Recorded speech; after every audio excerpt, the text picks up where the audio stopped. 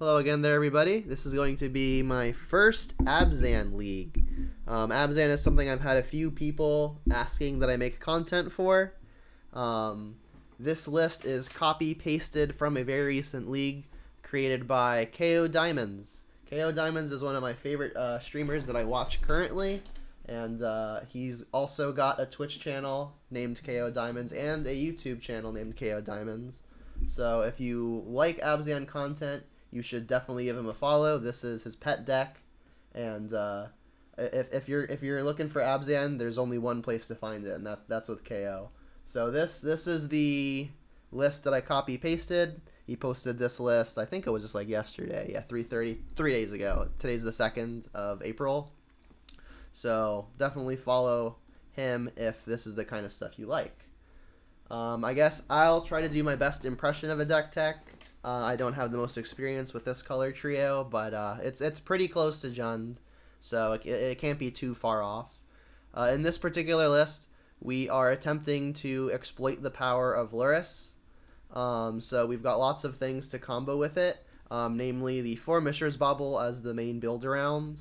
We're not companioning because we're playing the Stoneforge Mystic package. We've got 3 equipment to fetch in the main deck: Sword of Feast and Famine, Sword of Fire and Ice, and Batterskull. And then in the sideboard, KO has a Sword of Light and Shadow. I'm not even going to pretend to know exactly what all of these sideboard cards are for. Obviously, I can guess, like for your Tron / big mana matchups, you'll obviously want Fulminator and Gaddock Teeg. If you get worried about more artifacts, you've got Pride Mage. If you're worried about gaining some life or edicting a creature, you've got stuff like Kaya's Guile and Explosives. So obviously a pretty diverse sideboard. It doesn't seem bad. I think at a glance this sideboard seems pretty good. So I'm not changing anything. Again, it's a complete copy-pasted 75 card deck list, and we're just going to see what kind of damage I can do with it. Let's take a quick look at what the modern metagame looks like right now. Again, it is currently April 2nd. Heliod Company is still reigning supreme, and then here we have all of our other top 15 decks. Actually, funnily enough, I recorded a video right before this, and Jund was 8th, and now it's back up to 7th, so the usual hero in at 7, but not today. Today we're on Abzan. Alright, let's jump into the league.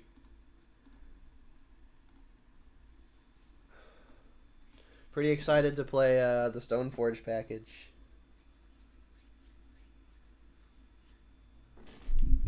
Sorry if my mic scratches while I move it.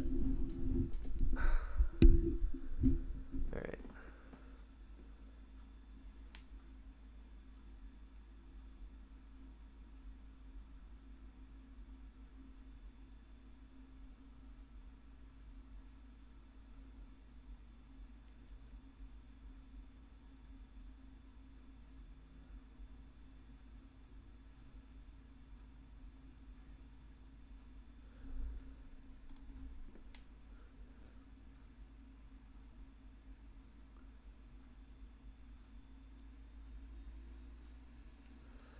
We've got 1 land, a push, and a bauble. Bauble redraws. We can also use the scry trick. Actually, we can't because it's an overgrown tomb. And I think 1 land, this is going to be a mulligan. We've got now basic swamp bauble, so a strictly worse hand. The opponent has also mulliganed. If we find a green source or a white source, this hand does do well. We have a redraw. We're on the draw. I think I'll keep it over going to 5, but I would definitely mulligan if this were 7. And I'll bottom the path. Actually, it's definitely between path or trophy. They're similarly bad in that they give the opponent a land, but I guess trophy hits a wider range of stuff, and we need the land anyway.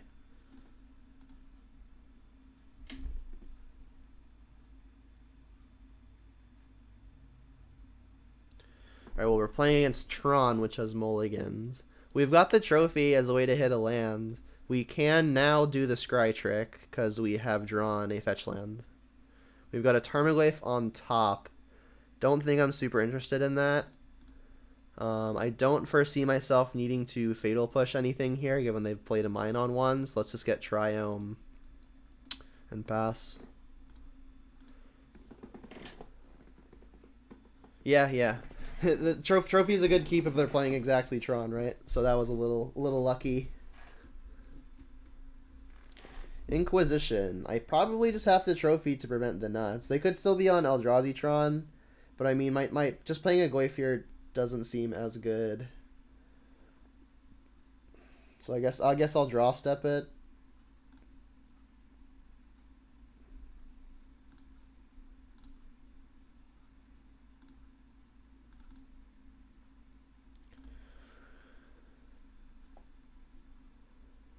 Alright, so it does look like mono green as opposed to Eldrazi.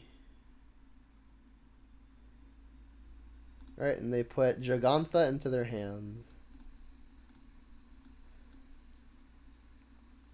Another land tier is good. I think I may want to get Termaglyph down. This is where my lack of experience may come into play, because it's completely possible I should be setting up something like a Sword of Feast and Famine. I don't think Liliana is going to be where I want to be. I could Liliana, or I could Inquisition Stoneforge get Feast and Famine more than likely. I don't really have a good way to quickly equip the sword though. Like if I go Stoneforge, it costs 2.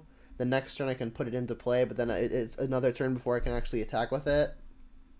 Yeah, I'm leading Inquisition and playing a creature. And Inquisition is also going to be good because if their route to Tron is something like a Sylvan Scrying or a map, this may be able to prevent that. Alright, well, they just have it all. They've got Mine, Power Plant, 2 towers in hand, and all the payoffs. Next game.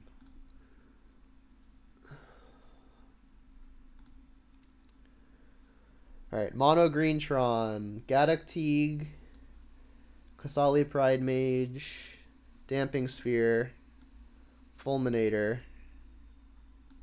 Probably also Ashiok to prevent the tutoring.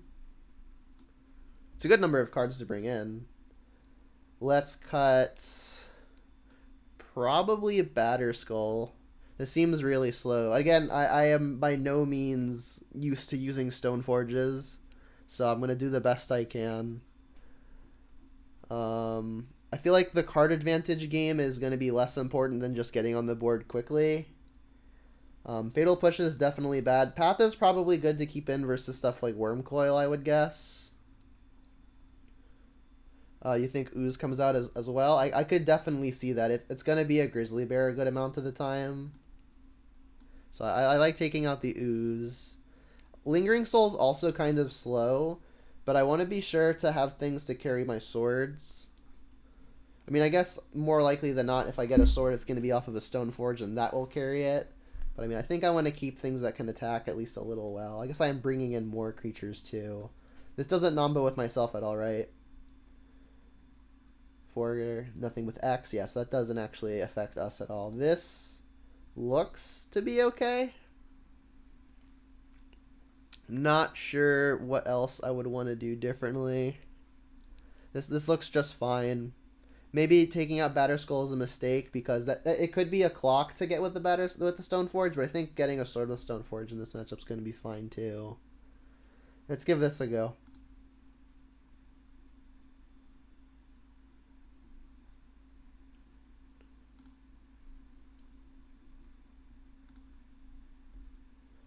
So we've got turn 1 Inquisition. We can trophy a land. We've also got Decay. We've got a sword, but nothing to carry it.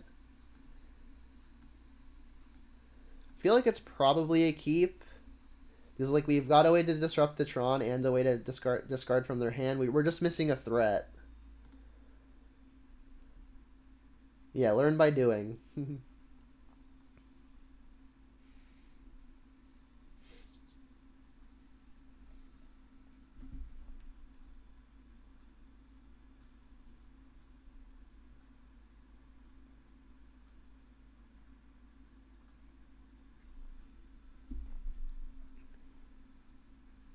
So I guess I'm leading on basic Swamp, cast Inquisition off of it, and then hope to see a hand that isn't nutty like last time.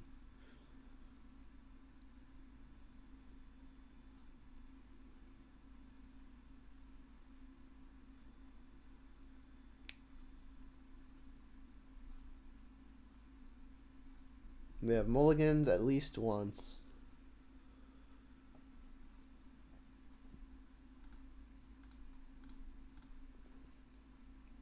Alright, so they've got Power Plant as their only Tron land. They do also have Sylvan Scrying and a map. I guess I'm taking the map. They don't actually have green for the Scrying yet. I do want to block them off of a quick Tron.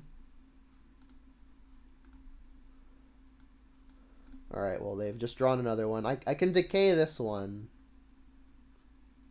which I think is the plan. I have to get a green source. So let's get, I guess, Temple Garden.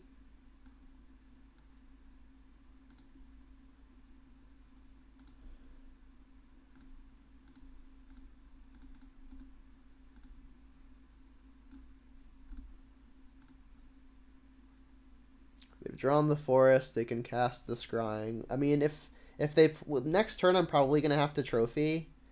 Stoneforge is good though. I think I actually want to cast the sword though, because then next turn I can go Stoneforge trophy a Tron land, and then I'm already gonna have a sword in play to attack with. I would prefer attacking with the Feast and Famine, but if I'm using my mana efficiently, I have to cast the sword here, right? Like if I go Stoneforge now, get the other thing. Next turn, I guess I can put it into play. It's actually the same then, right? It's the same if I Stoneforge here. My Stoneforge math is very rusty. So if I Stoneforge on one, or if I Stoneforge now, play a land, I get the equipment. Next turn I can activate Stoneforge, put it into play, and trophy, and then the turn after. So it's 2 turns from an attack.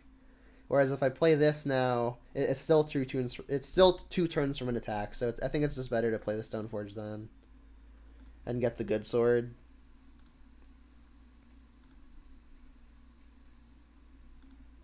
And then I guess this also lets me get my Triumph.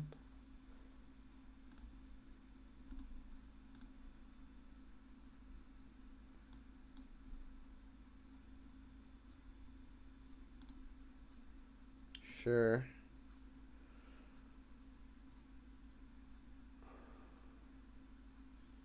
Sure.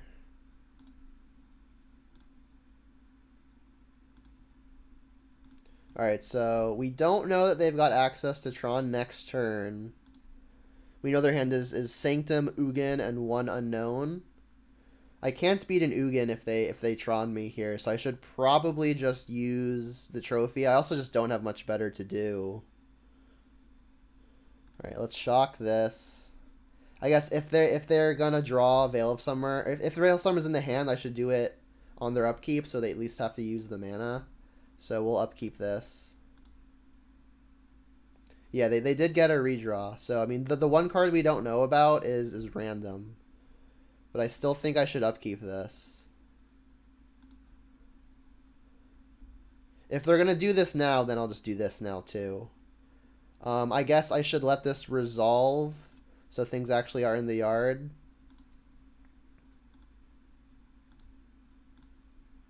So if I draw a Goyf, it gets to be bigger. And then I'll put a Feast and Famine into play. I'll equip and try to start hitting. Maybe pressure the opponent's hand before they can get anything meaningful into play.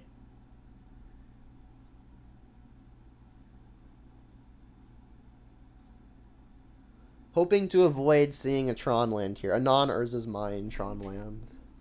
If they can ramp to this Ugin, that seems like an easy way I lose. This one trophy has looked pretty good. Unfortunately, it wasn't good enough in the first game. Which is one of the reasons why I've argued in the past that trophy just isn't worth the slot. Because, like, it's a nice kill spell, and yeah, it does hit lands, but when you're playing against Tron, which is a big argument that people bring up, a lot of the times when you kill the land, it's not good enough anyway. Like, you still need other stuff. Alright, that's likely to hit a Tron land. Would like it if they didn't.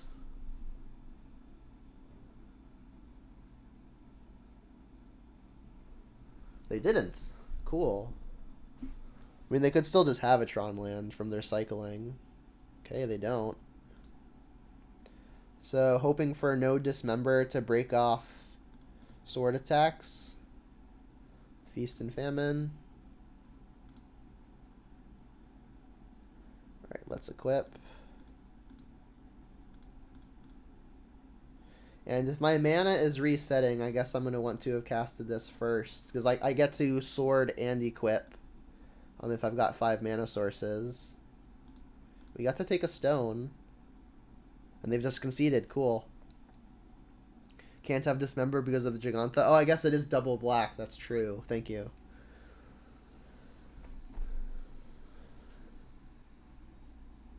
So I'm assuming that's about as smooth as we could have hoped.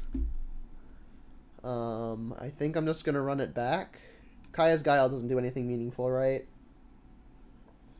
Not here. Again, I could bring Bitten Batterskull just as like a tutorable clock. That could be correct. But I feel like I'm going to want a sword way more often than that. Being on the draw, definitely going to be tougher. No Cleansing Wildfire here, so looking for a Damping Sphere. Interesting. I think they get to play Ballista still. It's just colored, right? More than one of the same mana symbols. Yeah, I guess you're right. So no Ballista as well. I think this hand is just too slow. There's only 2 Damping Spheres in the deck that I'm like really digging to. But I think turn 3 Ashiok on the draw. Like on the play, this is probably much better. But I think I'm gonna mulligan. We've got the trophy again. Let's keep. So Luris combos with the Bauble. Maybe I just bin a land with the assumption that I'm gonna find another one. How does this look? Probably fine. I get to use the Bauble trick to scry if I would like to. Tron land map expected. Alright, and we hit the land anyway. Okay. So I still think I want to use the Bauble trick because now additional lands are pretty bad. Maybe I can filter to something like a Damping Sphere. There is a forest on top. I definitely don't want that. So I guess let's just get Triome.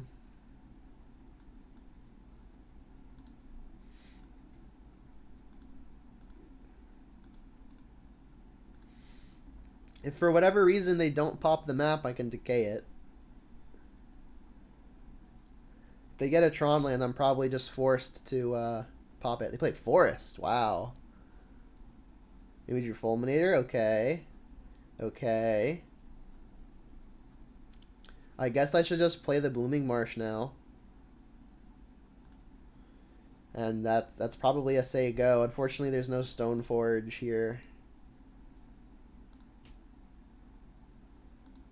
And I'm assuming they are playing Veil of Summer, so if they tutor for a Tron land here, I may just want to Assassin's Trophy the tower now, so I don't get veiled. They could have another tower, but I think they probably would have played it before Forest. So I'm going to do it now while we can't get veiled. This one of Trophy, if we're going to find it, I'm glad it's against Tron all 3 games in a row.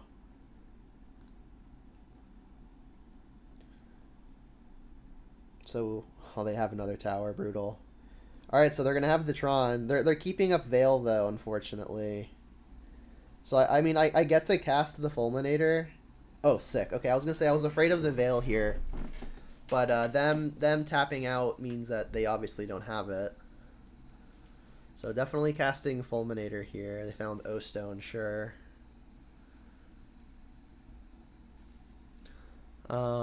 Is there any reason to, I guess, fetch? I guess it takes a land out of the deck, which might actually just be meaningful. Yeah, I think the opponent should bait the Veil. I mean, I'm going to play Fulminator and not sack it. I'll wait until their upkeep, so I will have not casted Black Spell in the turn that they cast the Veil, so it at least doesn't cantrip.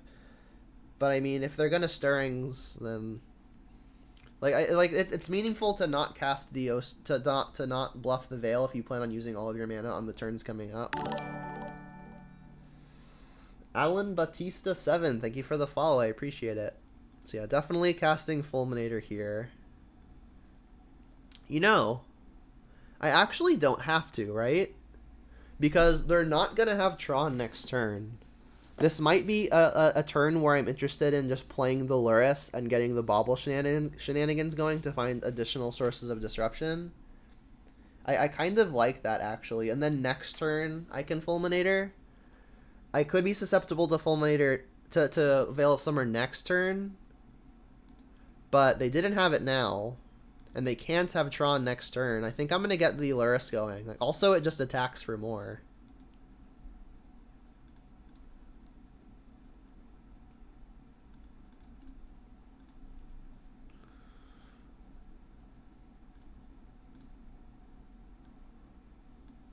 Map.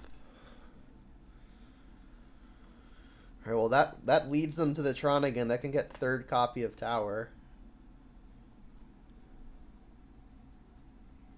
I guess if for whatever reason they don't pop the map, I can decay it. Yes, this is also true. Nose Mitipo. I'm not sure where the spaces in your name are intended to be, or if there aren't any, but I hope I said that correctly. Right, there's the stone. They played the mine, and we know they've got power plant in hand. They didn't play the map. Interesting. Stoneforge is good. I mean, I still think this turn is probably the Fulminator. I don't know what not playing map here means. That they could be trying to defend it versus a decay, and it could also mean that they've found the Veil, which would be unfortunate. But I'm pretty sure they didn't have it last turn, unless they were also just not afraid of Fulminator or weren't thinking of it. So let's lead on attack. Gonna recast Bauble.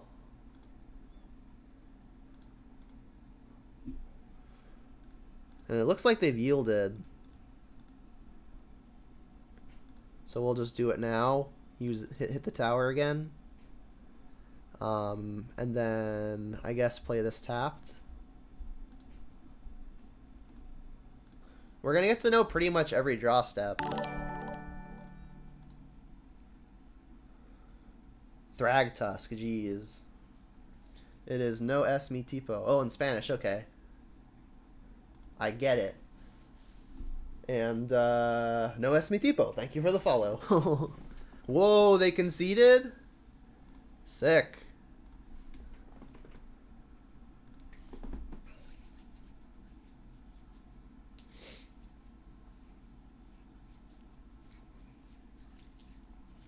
One to 0 up against Tron. KoDiamonds, you're onto something. Yeah, I only took 4 years of high school Spanish. Although, to be fair, they weren't very effective. I can understand basic Spanish. I'm not very good at speaking it, though.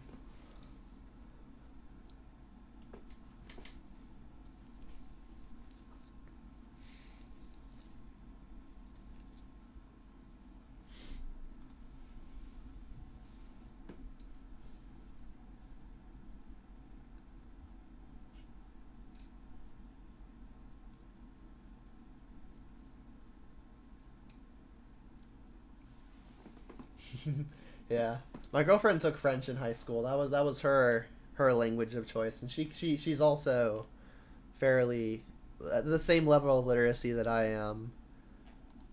Or they revealed Lurrus. This hand seems good against Lurrus. This might have to be a Temple Garden. We get to Thoughtseize on one, have a push, and I guess Stoneforge and Liliana are also probably good, assuming they're playing Shadow. And it looks like they are.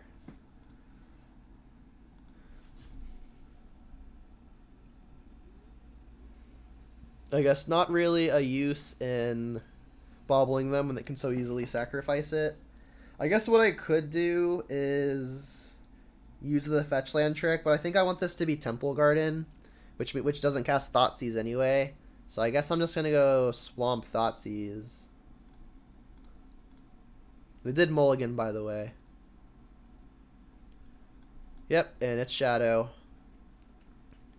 I think I'm going to just take the Tarmogoyf. They have a hard time winning without threats, so if I can just overload on answers while they underload on threats, I'm going to have a lot of time to execute the mid-range plan. And then I'll cast this, but not pop it yet. Like they've got lots of removal, but I mean, this is an easier hole to punch.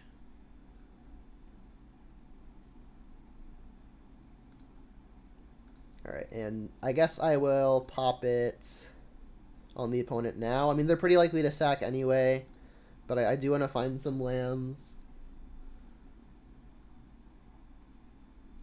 Maybe I can wait because I've got a land already and I don't need it immediately. But I mean, this is probably fine. Who can without threats? Tron and combo. And control. Basically anyone who's not aggro or mid-range. Alright, so the first thing I play is definitely getting shot. I mean, I guess I should play the Stoneforge. Because that'll at least get me a card back. And then what land do I want to get?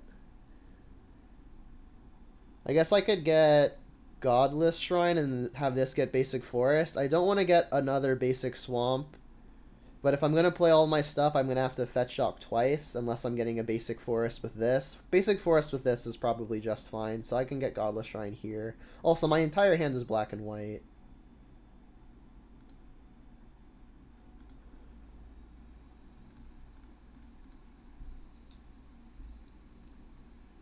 We think of threats differently. I mean, I guess. We'll definitely use the ability.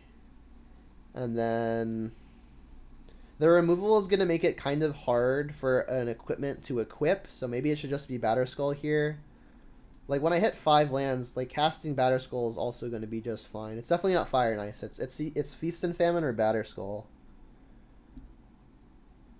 I think I'll probably still want to just take Batterskull. Could be wrong. I'm sure KO would know what to do here. They're doing their scry trick, I guess. They didn't like it. That's good news. I'm gonna push it. They should probably bolt it. Push kills a wider range of stuff. Yeah.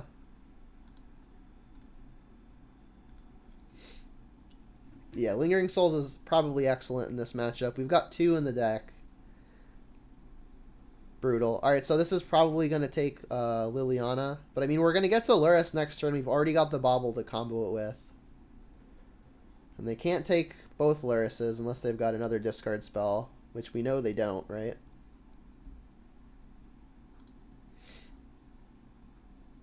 Oh. They played the Blood Crypt, sure. That's weird, though. I mean, I guess they know that they've got a way to revolt this. Stoneforge is another good pickup, though.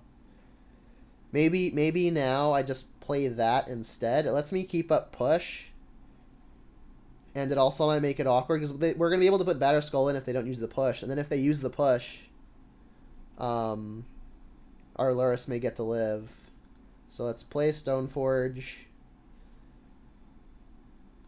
And then get Sword of Feast and Famine.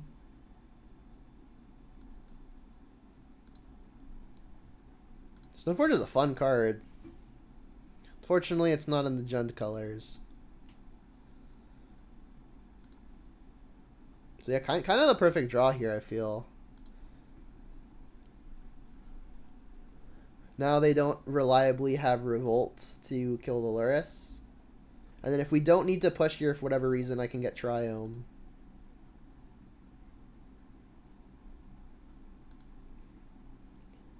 So the worst play they have is put Lurrus into hand. We've got an answer for that, though. We can also just run into it with our own Lurrus, maybe. Alright, Lurrus to hand. Yep. So end step, I'm going to get Triome. And I'm not used to being able to get Triome. This is nice.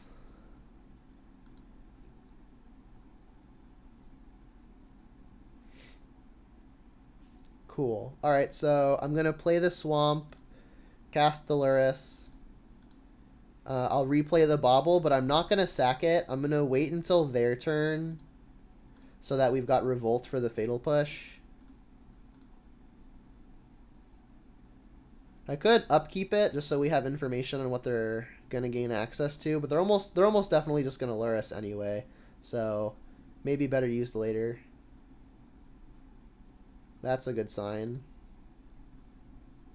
Maybe digging for an answer to the Lurrus.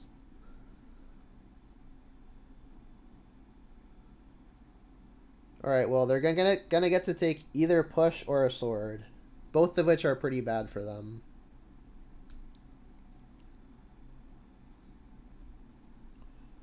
They might just have to take the push because then their Lurrus might be free to fly.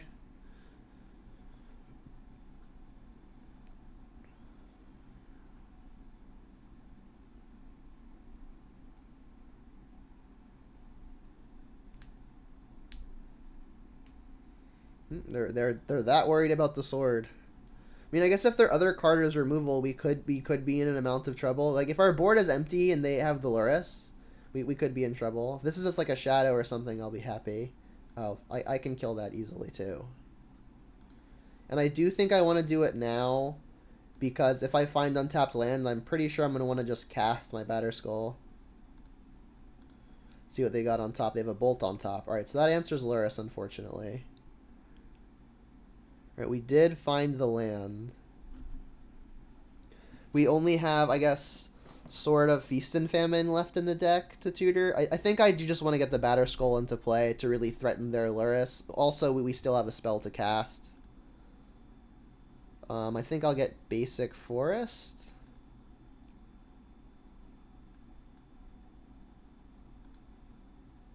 Cast this Batter Skull we got way back when. And then we can put the opponent to 6 and us to 16.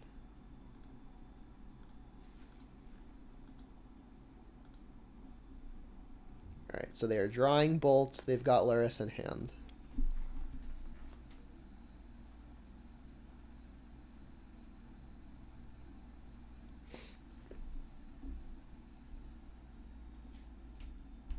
So they cannot Lurrus and bolt. But they're kind of forced to both because then our Lurrus just continues going off. It gets Stoneforge again, and that gets another equipment. They do have the Bauble, though. Yeah. So we're going to get to put them to 2. We get to see their top card again. It's a land. That's good. I guess they get to Lurrus and play Hex Drinker, so potentially dangerous. Path. Path is good. Also, we get to just take the thing out of their hand. So they've got a Verdant Catacombs in hand, and I guess in the event they play a Liliana, I should hold the land. I guess that they can't though, right? Because they revealed Lurrus.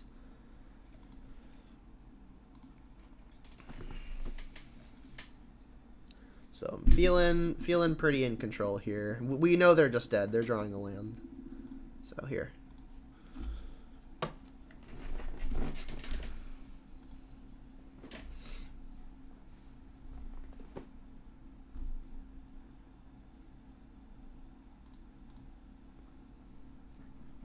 Alright, Jun's Shadow. Engineered Explosives. Kaya's Guile. Sword of Light and Shadow. Nile Spellbomb. Maybe these? They seem kind of slow at 3 mana.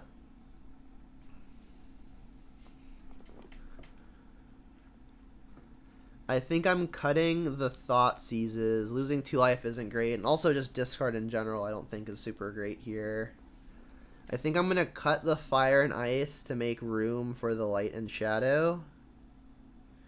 And I'm already struggling to make cuts, so I don't think I'm bringing these 5 in. I think they may be better on the play, but on the draw I think they're a bit slow. So I need 2 more cuts from these. It could just be more discard spells. Like, all of my creatures and removal spells seem just good, and that's what everything else is. So yeah, maybe it is just 2 more discard spells. I'll keep 1 in.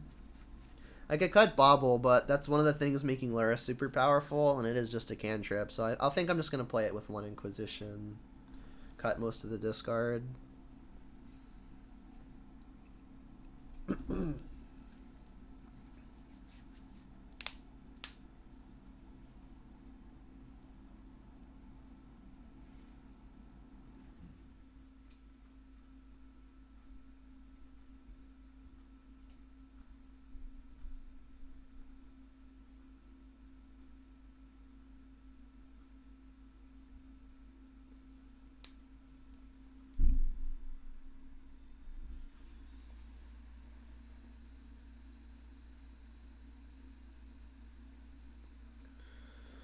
Oof. 5 lands. Don't think I can keep 5 lands under redraw, unfortunately. Oof times 2. I'm keeping this instead of going down to 5, but again, if this were a 7, I think I'd ship it.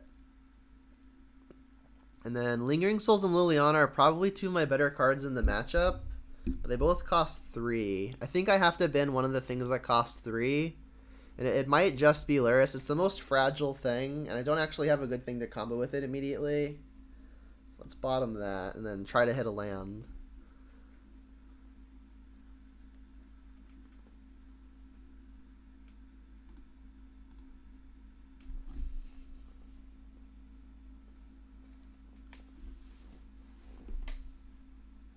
We can push that.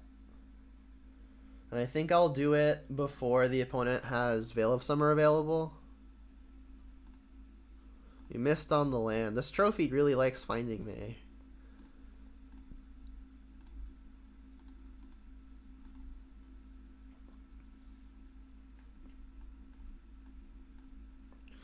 Land would be a big draw step. Yep. Land. Okay. It is a land.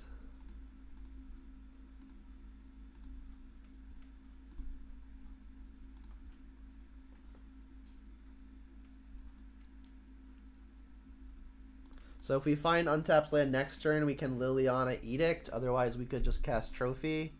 Giving the opponent up a land at this early stage is not going to feel good. Liliana Edict does get a lot worse if they've got another threat, though. Mick Agrippa, or MC Agrippa, thank you for the follow. I appreciate it. Alright, so hoping for no threat here. Because again, that makes edicting worse.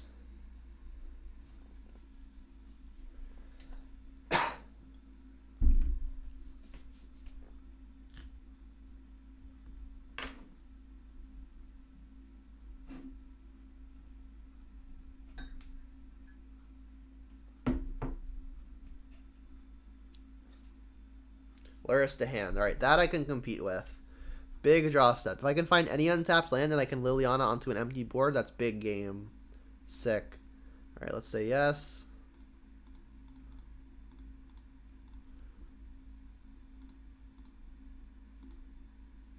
So the opponent can cast Lurrus, cast Hex Drinker if they've got a land. So if they cast Lurrus, I might just pop the Spell Bomb in response. It'll be unfortunate if they've got some other way to combo it with this turn, like they've got a bobble. But I mean, I would love to draw the card off of this, but them not getting a card is almost the same as me drawing a card, right? Instead of me being up a resource, they're not up a resource, which is still neutral on resources. Alright, yeah, let's pop this now. I don't want them recasting Hex Drinker. No, I'm not paying the mana, unfortunately. Alright, so this is just an empty Lurrus, and I will try to trophy this as soon as possible. Brutal. Peatland. So what I can do now is I can plus the Liliana, I can ditch the Lingering Souls, and then I can trophy a threat, flashback Lingering Souls as a way to protect the Liliana. This all seems good. So I'm going to plus the Liliana first, so they discard without info. I'm going to ditch the souls.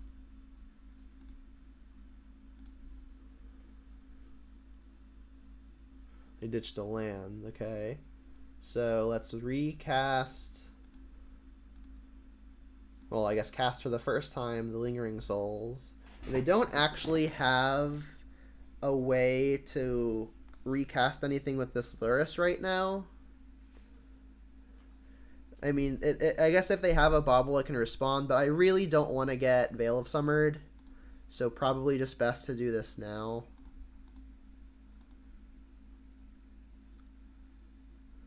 Here's an instance where I wish this were a Decay. They do already have a basic, though, so there's a chance they don't have another. They do, okay. So I don't want to see like an unearth or something here. Unearth would be problematic. That's a good sign. And if they can't add another threat, I'm definitely edicting. I might just edict anyway. But I can pop my spellbomb for a card to get some information. Snapcaster, Redeem Posture check. I got you. Alright, this is going at Liliana. Definitely gonna block. Try to keep the edict live. If they're gonna like battle rage to get to the Liliana, that seems like a fine trade. They definitely have to fetch at least to not just trade.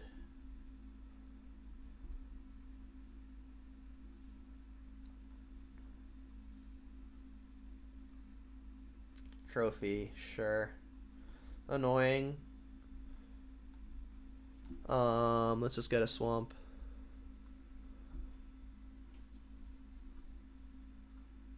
Another threat? Alright, this is a game. Any removal would be excellent. Even a threat would be good. That counts. So that can get probably Feast and Famine, just to have protection from both of their creatures.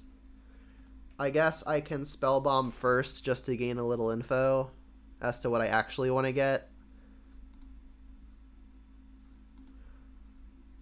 Definitely want to Spellbomb them to make potential unearths worse. So yes. Inquisition. That's a good draw. If they've got only one thing left, we'll get to take it.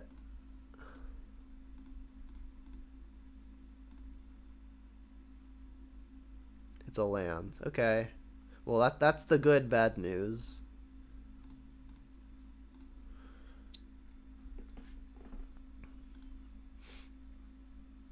Definitely use this ability. There's no reason to get Light and Shadow, right? No, let's just get Feast and Famine. Is there any reason to attack? Am I blocking? This hits me for 4. Well, it would be 5. This will make it 9, put me to 4. I don't die to a bolt this way. This puts them to 8. If I equip, it puts them to 5. I don't think I can... I mean, if I'm blocking, I'm going to block with a Stoneforge so I can keep the flyer. So I guess I'll attack. They can't Liliana Edict me or anything like that because they Companion Dolores. This could be a rough spot.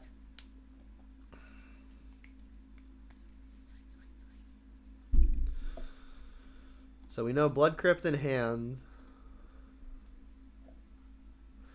Shock Team or Battle Rage would get there, but I think that gets there no matter what, right? I mean, is there any reason to not block right here? I mean, I would die at a Battle Rage, but that's kind of the case anyway. If they've got an instant speed removal spell, they're just going to respond to my equip anyway. This is looking like a gain 5.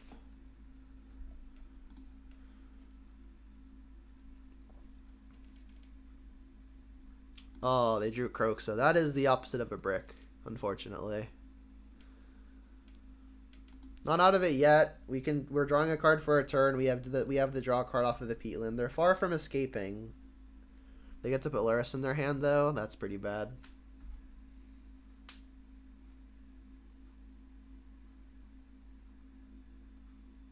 They're not putting Laris to hand. Interesting. Bobble. Not what I'm hoping for. Ooze. Ooze is good.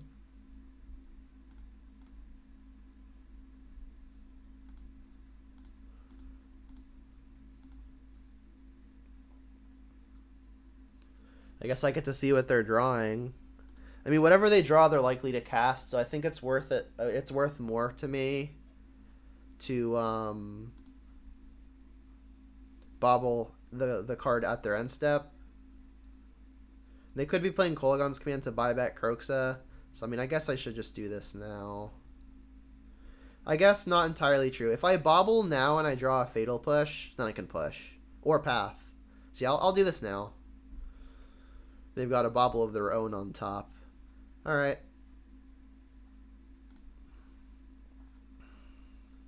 So I'm hoping for one of my 2 remaining pushes or the path.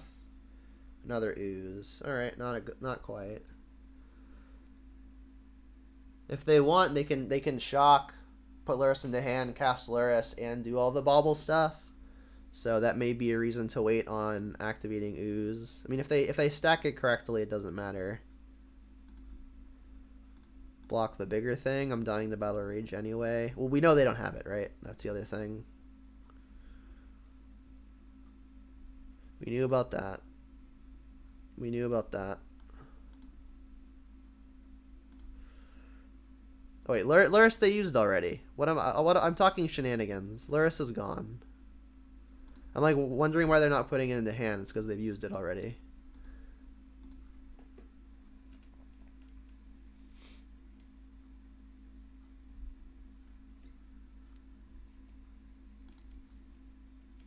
Come on, deck. Liliana would be excellent here. I mean, any removal spell would really be good. Ooh, that counts. I can make a 1/1 and have you sacrifice. That seems good. Create a 1/1, sacrifice. Not entwining. Create a 1/1. No. So many modes. There we go. Each one sacrifices a creature. Create a 1/1. That was a good draw.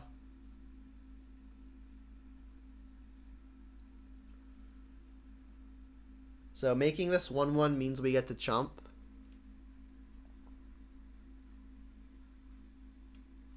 Maybe gaining 4 is just better. In fact, I think it is. That's a punt. Right? Because if I gain 4, I don't die to a removal spell. Like in my head, the make a 1/1 was gonna block, right? But blocking is kind of the same as gaining 4. But making a 1/1 means I could die to removal, so that was a mistake. And I made a spirit. Yep. They kept the shadow. I get to eat this immediately if I want. I guess it gets it out of bolt range, but if they've got a bolt, they're just gonna kill me. That was a weird sacrifice though, right? Because if they have a removal spell, I get to gain a life, which puts me at 6. Oh no, it was this is gonna get to kill me anyway. Right, okay, so it just doesn't matter. So I did make the mistake of I should have gained 4 here. Or I guess no, it doesn't even matter because when this hits me, it grows. So yeah, so I guess I just attack and try to fade removal. They get 2 draws, right? They have the bauble and the draw step.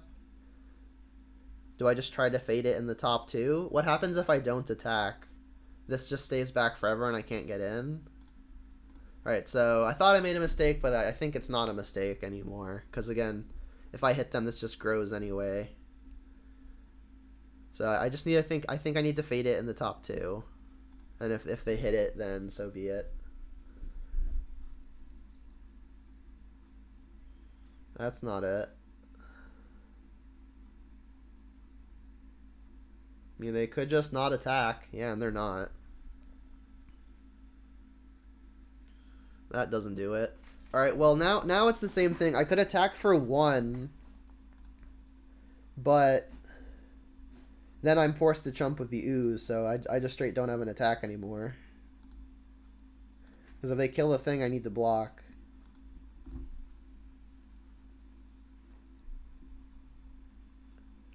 Top deck war. Except I get to eat stuff.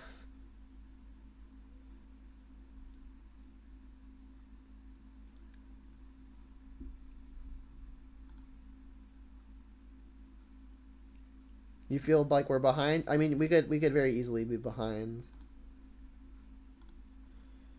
I mean, if it's whoever finds the removal spell first kind of wins. A second threat from the opponent would also be worrying. I get to eat 2 things here. Gain some life. Make my thing a little bigger. I'm not playing like KoDiamonds Command or anything. I guess I am playing Lurrus in the deck, so that would be a reason to keep a creature.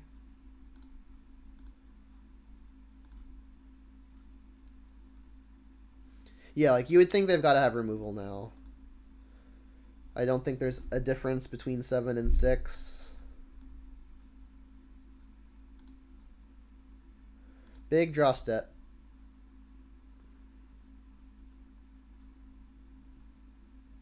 Yeah, it's a push. Alright, big draw step.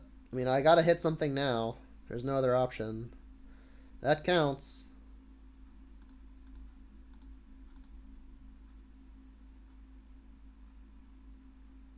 No! Alright, well, there was never going to be a good time to combat that, unfortunately. So now I'm just dead.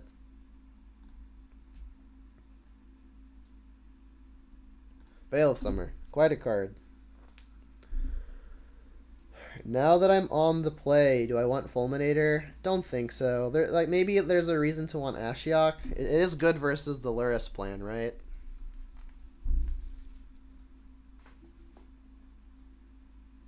I mean, I don't think it's going to be better than just like the other stuff we've got in the deck. Maybe it's better than Inquisition.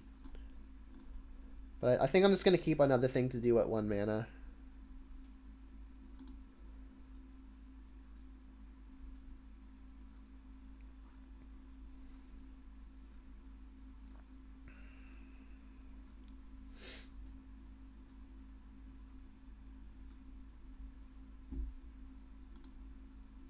Would love to go first.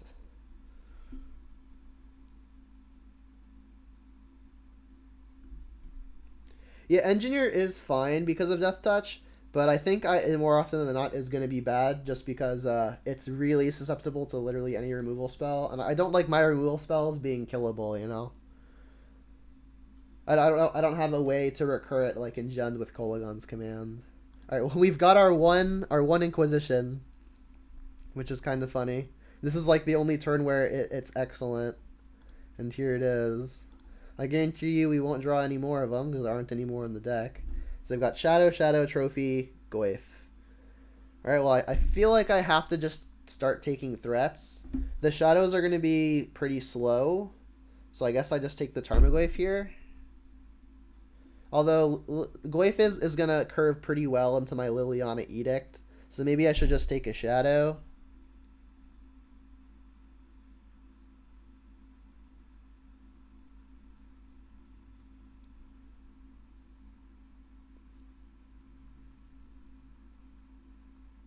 You cannot recur with Lurrus. You have to recur something that costs 2 or less.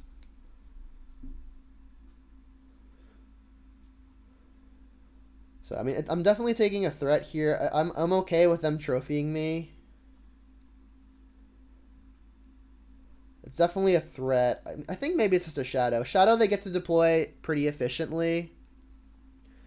And, like, they've got to use most of a turn on a Tarmogoyf and then just have it get Edicted. So I think I'm just going to take the cheaper threat, even though they're kind of far from actually being able to cast it.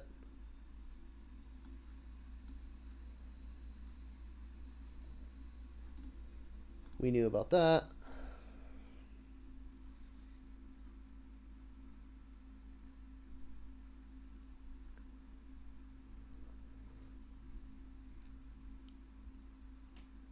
Right, drawing second swamp is pretty bad.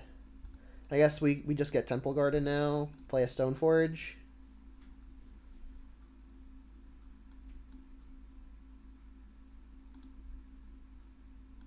And now I'll get probably Feast and Famine again. Udok says drink some water. That is an excellent idea. After this game, I'll go get it. Yes, we're using the ability for sure. Feast and Famine. Go.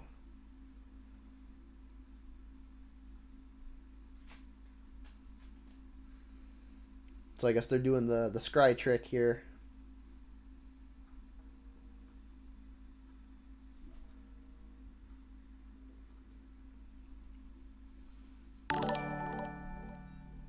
The Cody Hope, thanks for the raid of 5. I appreciate it. Welcome, everybody.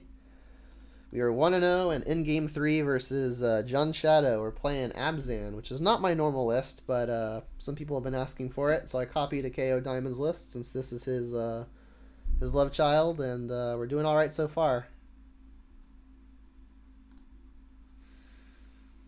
So I'm hoping they're just casting Tarmogoyf here. And Verdant we actually didn't know about, interestingly. Alright, excellent. Just as we drew it up on turn 1.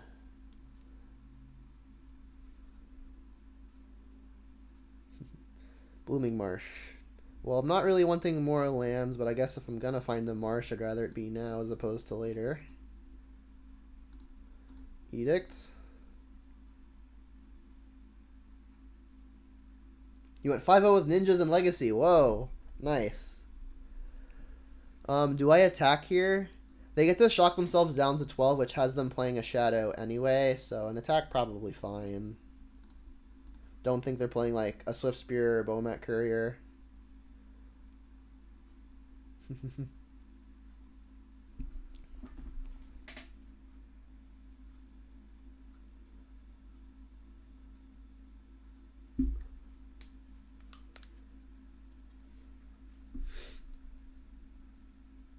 Swamp we didn't know of either.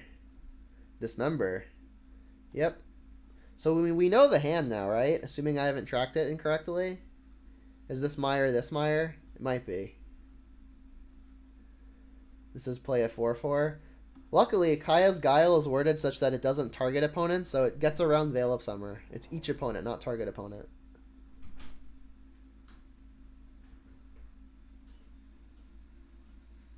And then we're probably just going to make a 1/1 because that could carry the sword.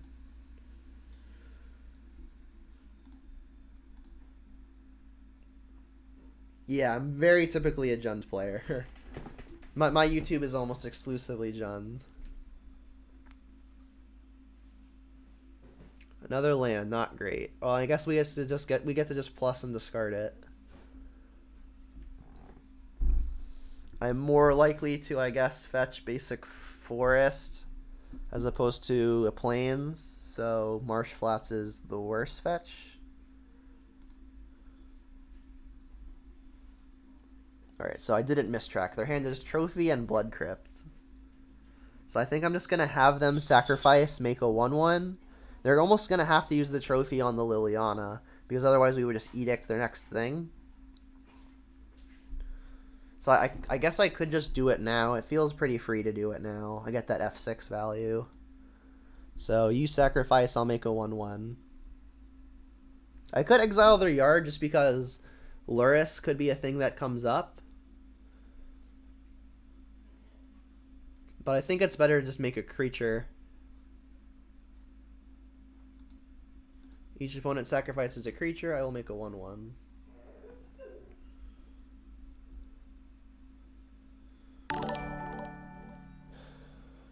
Optimus Prime, thank you for the follow. Alright, and this Verdant will pretty likely get a Triome.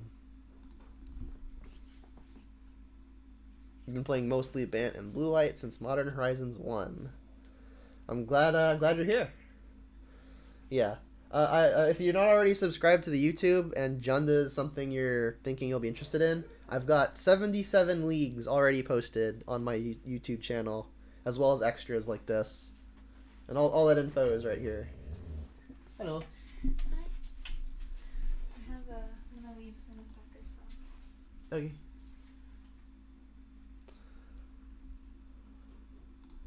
Alright, so yeah, definitely getting Triome. I could Sword, equip, try to attack. They do have the Trophy, but that would keep the Liliana alive. Oh, they're just using it? And they played their Blood Crypt. Alright, so that's fine too. We will use the ability for sure. Let's get the forest. This leaves me with only 1 white source though. I guess that would only leave me with 2 green. I guess I should just get white, right? If they trophy a land or something, I'm gonna want all my colors. I forgot you were a child, Ian. Sorry. Alright, let's get the Triome. Alright, if they don't have a push or a bolt, we're gonna get to connect with sword. That feels like big game. I'm gonna keep the swamp in hand in the event that the opponent casts a Kroxa, and I want to have something bad to discard. Alright, well, we got sword going off. I still think I should probably just hold the swamp. Keep the trophy available.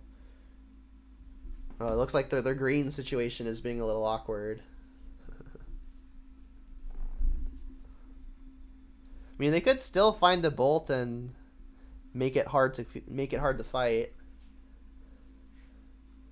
All right, I'll make the opponent tap out, but in response to the 3rd level counter, I'll just go ahead and kill it. You subbed to the YouTube. Nice, I appreciate it.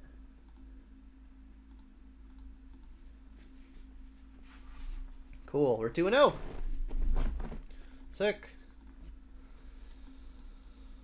So we've got a pretty high viewer count right now, so thanks all for coming in. And as a reminder, this list is straight copied and pasted from KoDiamonds. So if you're not already following him, you definitely should, because he does Abzan stuff all the time and he's quite good at it.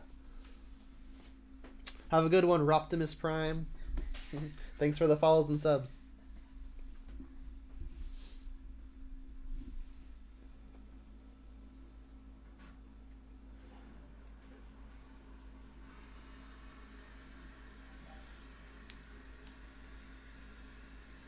Why does it feel like we're doing better than Jund recently? I think Stoneforge is actually probably just well positioned.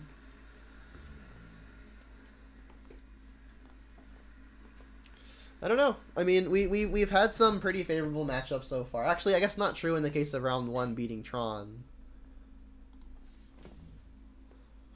Alright, well, unfortunately, 1 land is a no-go. How about 4 lands? I mean, this is already a mulligan, so this is probably a keep, just bottom Temple Garden, probably. Clearing can maybe sacrifice itself later. And I want to keep the fetch to do the scry trick with the bobble.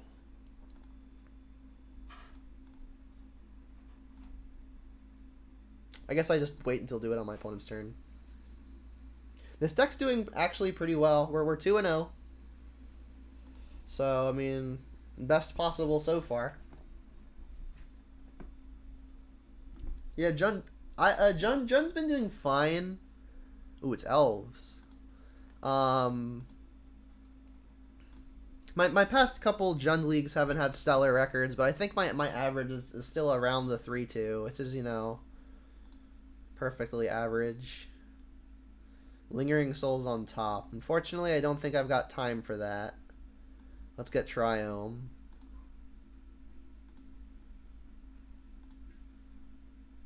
Thoughtseize. Thoughtseize is good. I may, however, want to just play the Stoneforge, try to get a sword going. Next turn, I could maybe shoot the sword into play, and Thoughtseize. It could be bad if my opponent is able to dump most of their hand, but I think from a mana efficiency perspective, it makes sense to either cast Stoneforge or Goyf, and if it's between the two, I think it's Stoneforge. This is definitely a little on the risky side, given that next turn I could pretty easily just play a threat too. But I think this has the greater chance of helping me pull ahead. And then I think in this matchup, it's probably... It's not Batterskull, right? Sophie can help me like start killing creatures, whereas Feast and Famine will help me connect. I think killing creatures may be more important than just simply connecting. So let's get Fire Knights, which could definitely be wrong.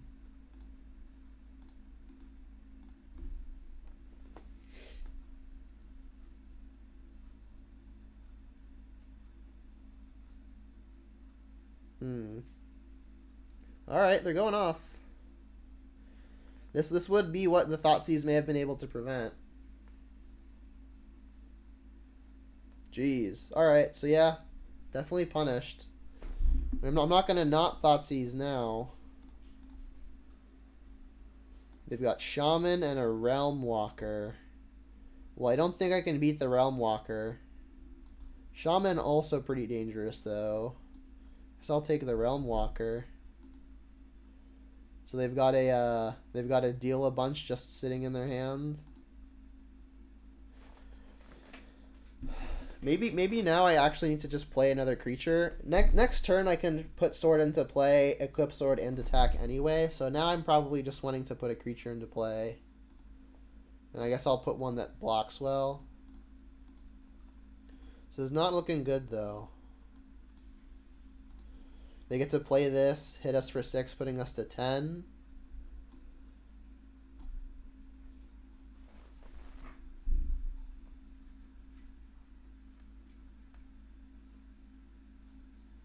Actually putting us to 9, right? Because this will make a thing if they stack it correctly.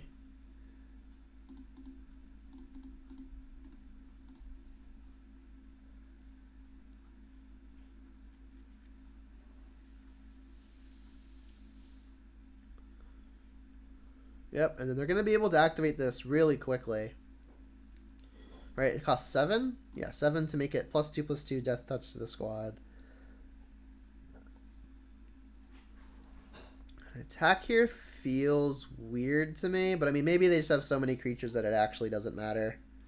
And I like have to block here too, right? Or otherwise they have all the mana to activate this next turn. Or I guess I could just block it, right? This has me taking 6 down to 3.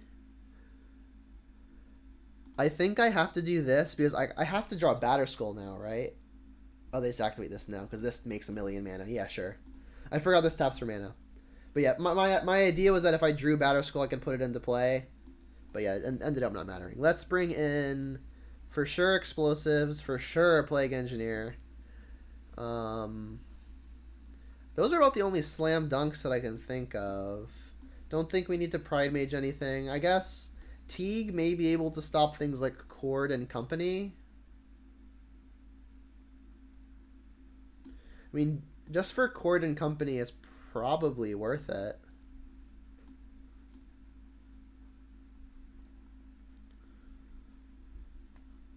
Yeah, a Batterskull looked like it would have been better there. Unfortunately, because of the overrun, it would have ended up not mattering anyway. So with Teague, we can't cast Batterskull, but we can still shoot it into play with the Stoneforge, right?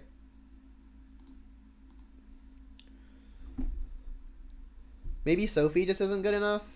Sophie kind of abysses them, right? Because if they don't block, we get to hit something every turn. Feast and Famine should get us past most of their deck. You want me to side out Lingering Souls? I could definitely see that. It's one of the better things to equip to a sword, but maybe we just don't have that kind of time. We would need one other cut. Maybe a Thoughtseize. We are on the play where they're better. I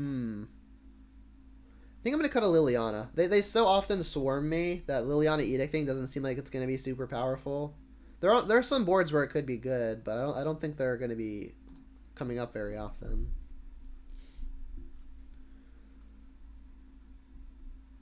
Well, let's go first. Yeah, we've got 2 lands, a couple kill spells, a Stoneforge to find something cool, and some redraws. And I guess I'll bobble the opponent first to gain some info on what I may want to Thoughtseize. They've got a land on top. So they've got also 1 land. So this other land that they're finding is going to be clutch. They've got 3 1-mana elves that create creatures. And then 3 kind of payoff elves. Of the 3 payoffs, I'm least scared of Shaman of the Pack. It's probably got to be Elvish Archdruid or Realm Walker here. I mean, I'm probably, whichever one I don't take now, I'm almost definitely just going to decay. Any reason to Damping Spirit? I think Damping Spirit might actually just be too slow. Like, if I have it exactly on my turn 2, then it can prevent, like, a nut draw. But past turn 2, like, it just doesn't seem like it's going to be good enough. Like, they also just make a crap ton of mana, so they might be able to just pay through it. So I think I'm taking either Realm Walker or the Elvish Druid.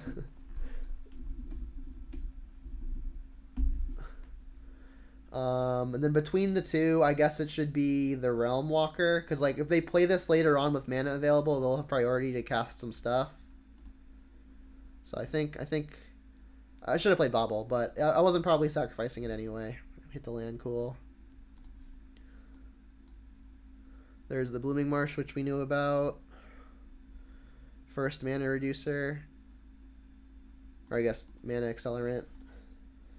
So if I take the turn off to Stoneforge, which I think I have to do, what do I get? I guess this is getting, could be basic Plains. But Plains doesn't cast Decay. They've got Shaman though. I may need to just get the Plains. Thing is, like, if I draw a push or something, I'm not going to be able to Decay and push in the same turn. It's probably worth it just to get the Shrine. Play the Stoneforge.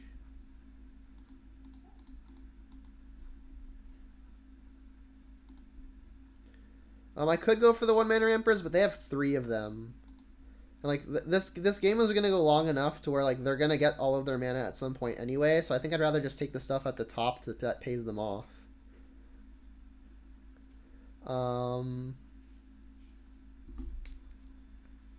So I could Feast and Famine here to try to attack the hands. It would also maybe give me a lot of mana for this other Stoneforge to be good. I think I like that. I think Batterskull is going to be too slow at this stage, and Sophie, they get to block. So let's get Feast and Famine. And then I guess now I'll cast the Bauble. And then I guess I want to upkeep it just so I can continue the string of perfect info. Uh-oh, there's the company. We brought in Teague. We haven't found it yet, though. Elvish Mystic off of Forest. Heritage Druid, yep. And they get to Arch Druid now. Yep. Another land. Well, I kind of have to decay this Arch Druid and then hope that the company isn't insane, right? This makes a bunch of mana on its own. I feel like I have to kill it immediately. And then I guess I'll get Triome. Doesn't feel great, but I mean, I don't have a much better play. Do I attack here for any reason? Probably not. They get to make a crap ton of mana, unfortunately. And they get to company and maybe also Shaman me.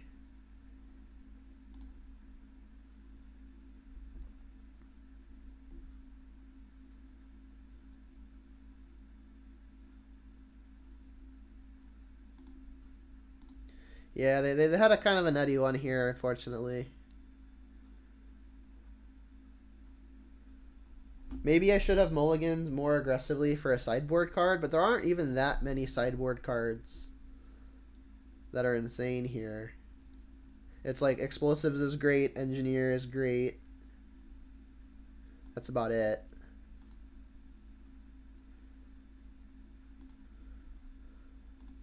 Alright, so now I need to find a way to kill this Realm Walker. And even then they just have Shaman and attack me. I think I'm just dead. I guess if I find Plague Engineer exactly here, or an Engineered Explosives, I could have a chance. That's not the case. I can't attack with the sword quite yet. It's looking like I'm going to be a little too slow. I guess I can get Batterskull with this. Put it into play with the other Stoneforge. Maybe set up some blocking. But this Realm Walker is going to be a headache and a half.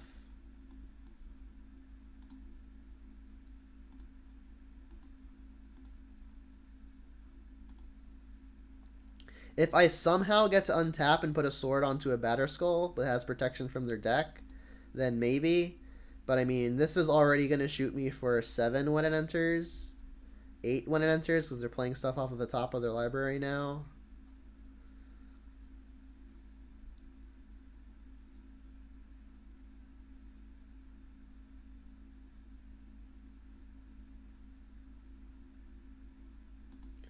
Yep. Go to 1. Third Shaman. That'll do it. Brutal. Yeah, I mean, these Shamans doing basically 6 apiece when they entered was definitely really good.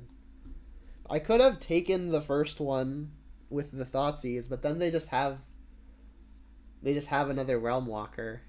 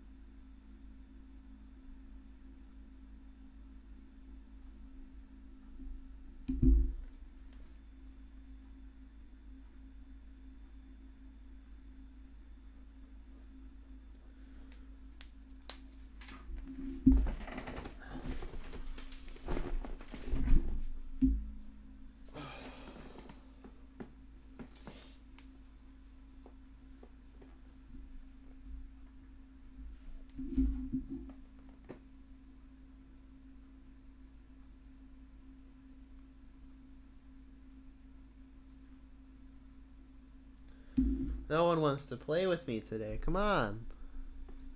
There we go.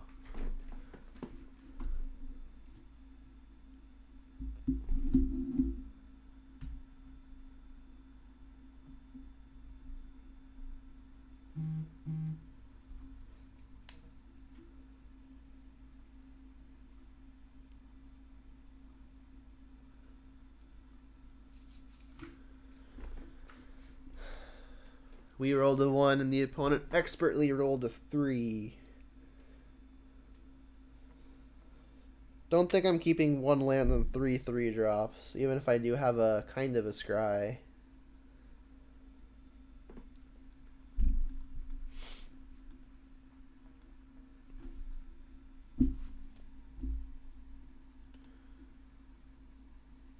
Better. Missing a color, though. I guess I am bottoming Souls. I think it's Souls. Souls or Stoneforge. One of the white cards. I mean, Souls is good to keep with the Liliana, though. So maybe for that reason, I just bottom the Stoneforge. Keep the 2 lands and things that can get cast by those 2.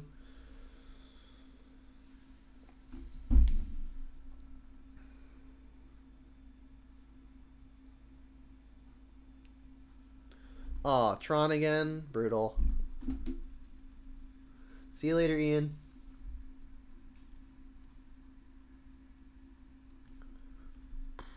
Tron does not feel like a good matchup. Another bobble. Okay. Alright, let's, I guess, look at their card. Alright, and it's Eldrazi Tron. Eldrazi Tron is a better matchup than regular Tron.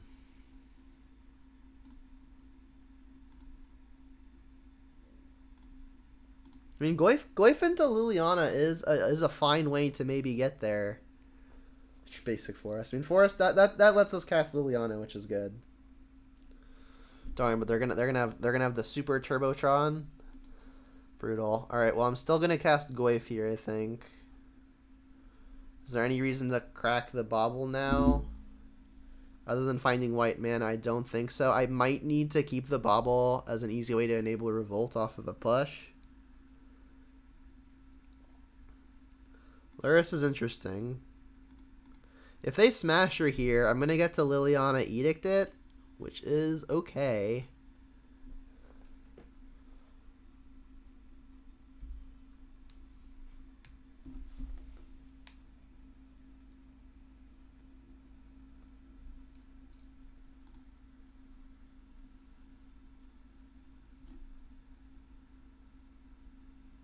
Surprise, surprise, they get the power plant.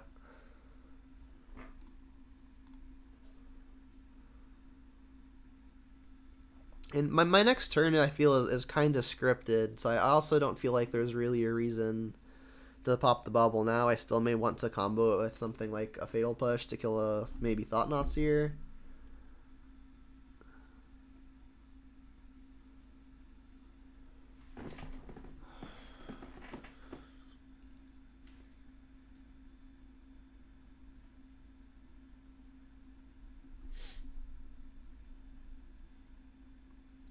Karn, that's problematic. They can get something that costs 3. Oh, I definitely should have activated that in response. I've never actually been exposed to that interaction. I've seen it happen, but I didn't think about it. Alright, so yuck. I mean, I can Liliana Edict them, but it doesn't seem like a very good game to win. If I Edict them, attack the Karn, we just get Reality Smashered.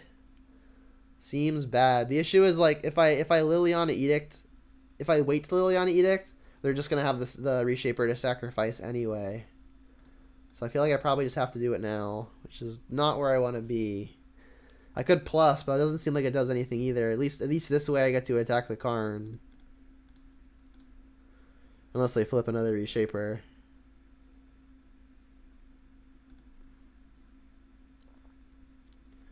A mine, yep, that goes to play. And I'm not blocking this Reality Smasher, so I guess I'm going to try to kill the Karn.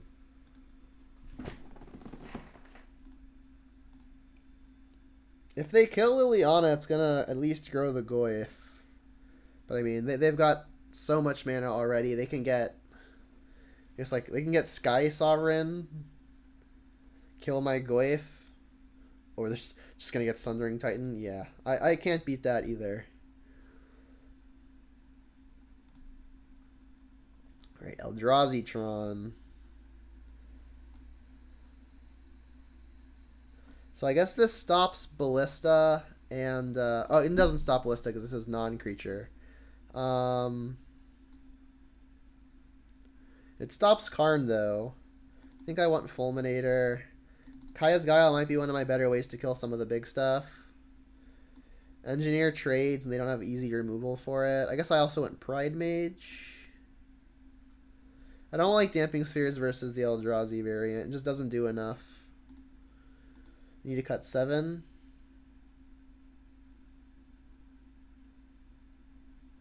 I think I'm cutting the souls. Although, so like none of my swords gain protection from any of their creatures. So souls may be the best way I have to actually connect to the sword, given that they fly. So I guess that's a consideration. But I think the souls is going to be weaker than just about everything else anyway. Let's cut the Inquisitions. I think I need the decays to answer Ensnaring Bridge. I guess I've got like things like Pride Mage and Trophy for that as well.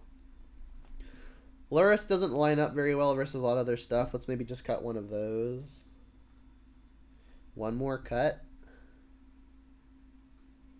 Maybe since the swords aren't super amazing, because like I can't actually give my deck protection from any of their stuff, I can maybe safely cut a Stoneforge. I definitely don't think I can cut Oozes or Goyfs. They're the two things that will most reliably go toe-to-toe with the Reality Smasher. Yeah. Yeah, Ooze does feel weak, but the issue is most of the deck feels weak.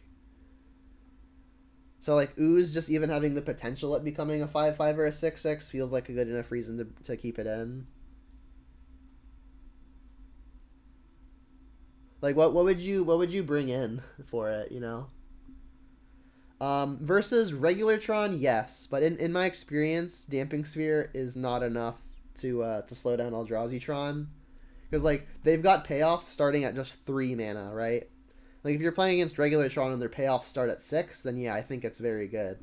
But, I mean, they can still just very easily kill you with Reshapers, Thought-Knot Seers, Reality Smashers. I just don't think does enough. It hasn't done enough for me in the past.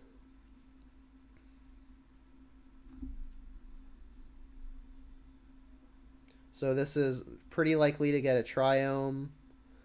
Relic is annoying versus the Tarmogoyf plan. So maybe I'll have to lean off of that. Triome. So I guess I'm just going to Stoneforge then. Sure. Thoughtseize is good, but given that they didn't play a Eldrazi Temple on one, I think I can wait and maybe try to hit something at the top of their curve. Just maybe try to get the Stoneforge going instead.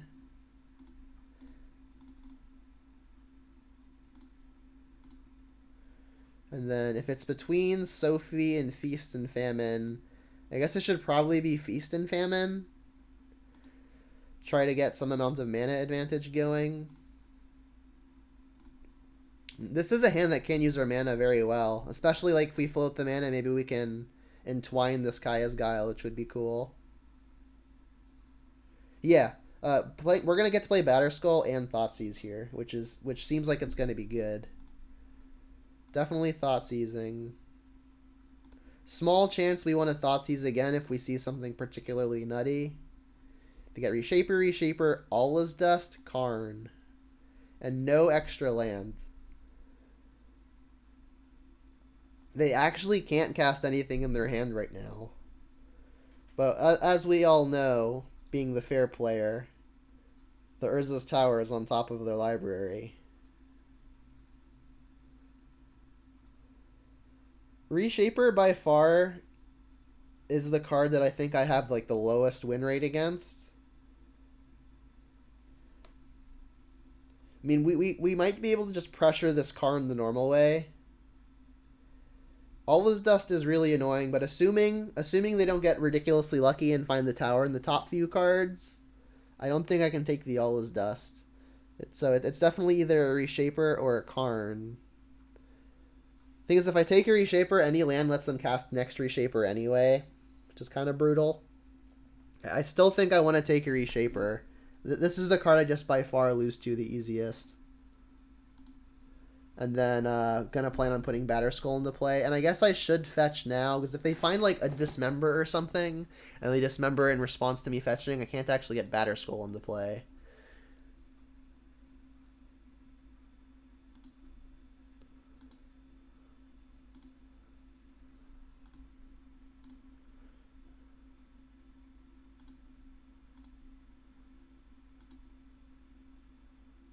They don't know of the Batterskull because we tutored for sword. We had it in our hand already, the Batterskull.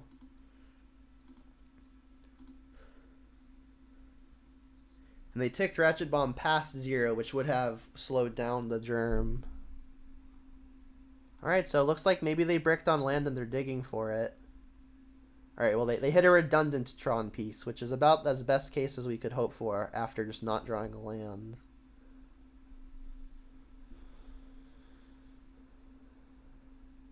This is a Chalice.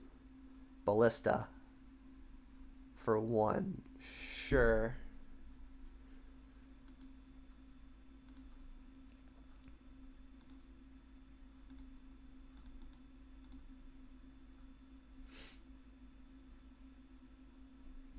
I mean, I guess the logic here is they put the Ballista in because they know about sword and they don't want us connecting.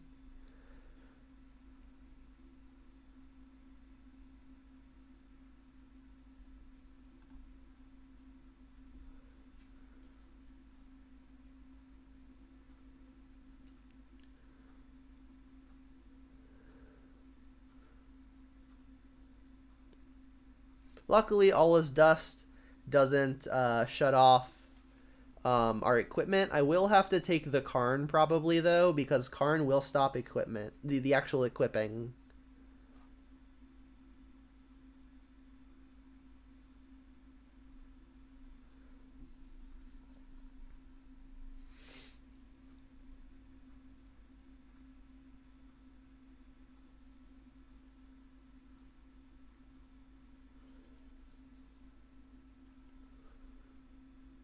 Yeah, good so far. Ooze. Ooze is not great. I guess I just attack first.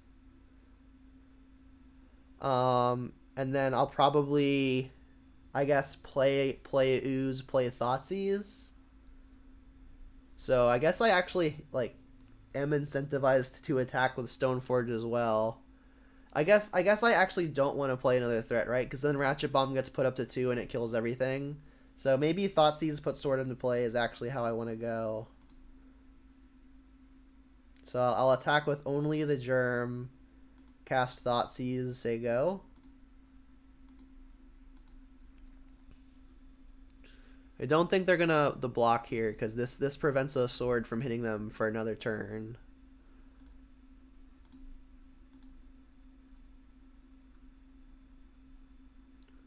All right, so I think I'm needing to take the Karn here. Another thing they could do actually is if they Karn, they could plus on the Batterskull, which would creatures can't be equipped even if they are an equipment, so this would kill the Germ.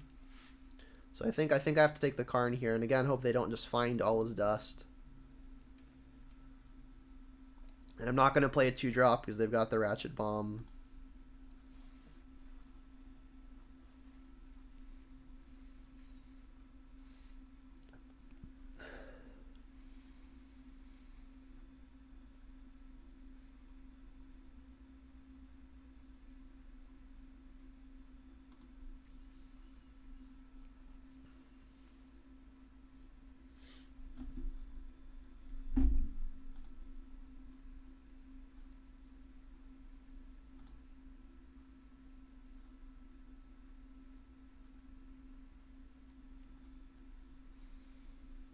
Blast Zone. That's not a Tron land.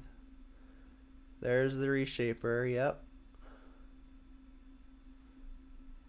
So the last card is All Is Dust.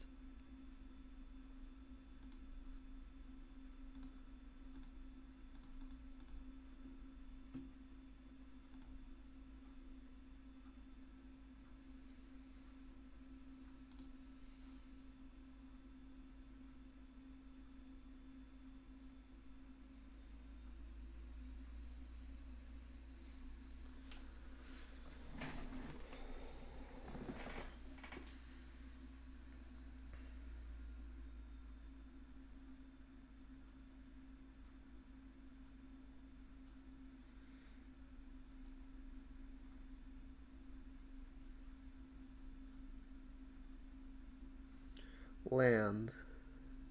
So I can pay to equip the Germ. I mean, I definitely don't want to play a creature here because that just gets Ratchet Bombed along with the Stoneforge.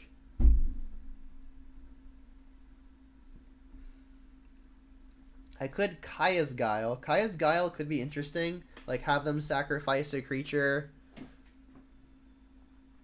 make a 1/1, and then maybe that 1/1 can then take the equipment.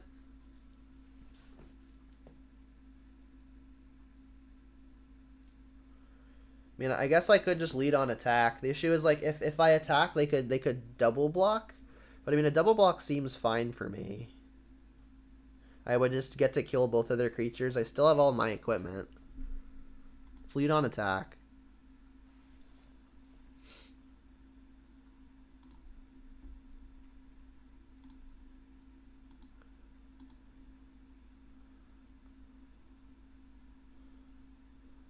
It's interesting whether or not I want to just like play a 2-drop to bait the Ratchet Bomb getting popped. Because like Stoneforge at this stage really isn't that much of a factor. It's kind of just a speed bump now. Sure. What did you get? Another relic. Sure.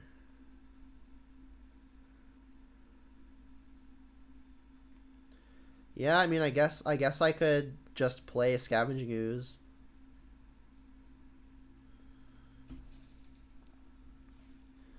Yep.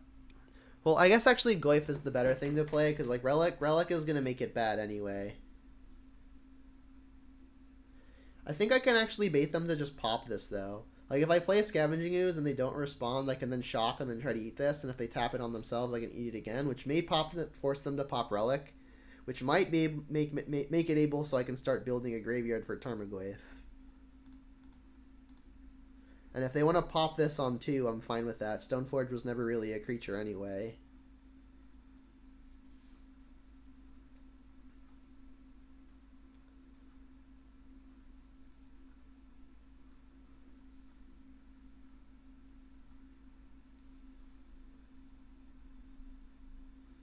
Alright, so they are doing it, targeting themselves. So here goes Reshaper, probably. Alright, so now I'll just play the Temple Garden tapped. Definitely not playing another Goyf. I guess I could shock with the intention of equipping Sword now. I guess I should do that.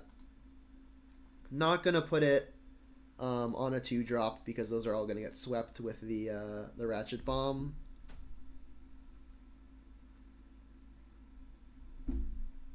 Oh, that does it too. I guess this kills the Ballista though, which I am happy about. I guess Bomb can now kill the 2s and I'm left creatureless, so this could be bad. Yep. So my turn coming up, I get to cast a Tarmogoyf, put a Sword of Feast and Famine on it. Damn, another Reshaper. I mean, it's still probably the line. Next turn I can Kaya's Guile it, or Abrupt Decay it out of the way in order to get a hit in.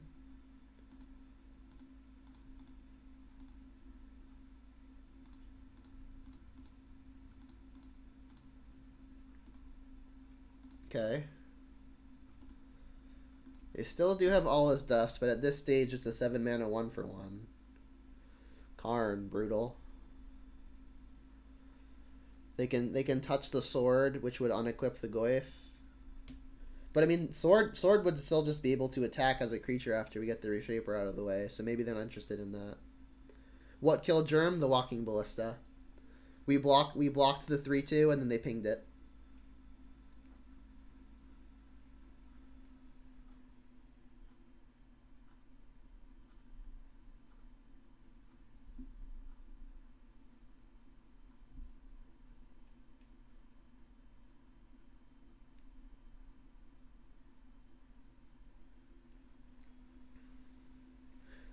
So I wonder what they're thinking about. I mean, obviously it's about how to use the Karn. But if they minus the Karn, we're going to get to kill it. Assuming the Reshaper doesn't just flip into another Reshaper.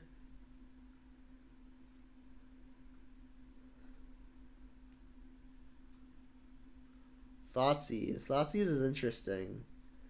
So now I could Kaya's Guile, you sacrifice a creature.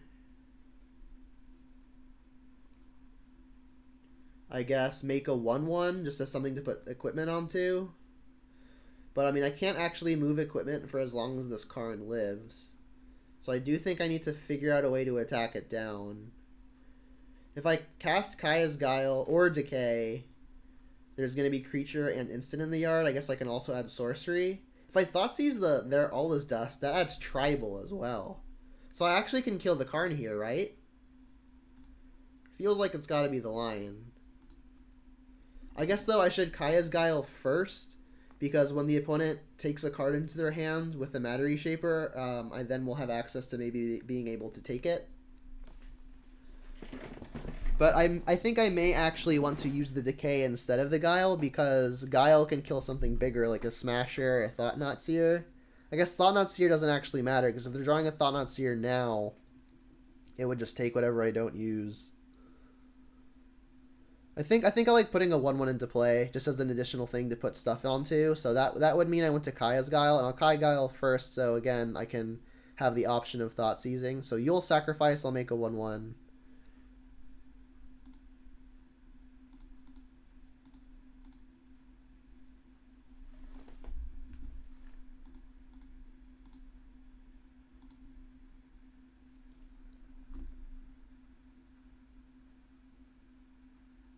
And then really, really hoping this doesn't just flip into a third copy of Matter Reshaper. Relic.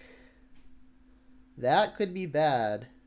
Now we might not be able to kill the Karn anymore. I mean, I'm still Thoughtseizing.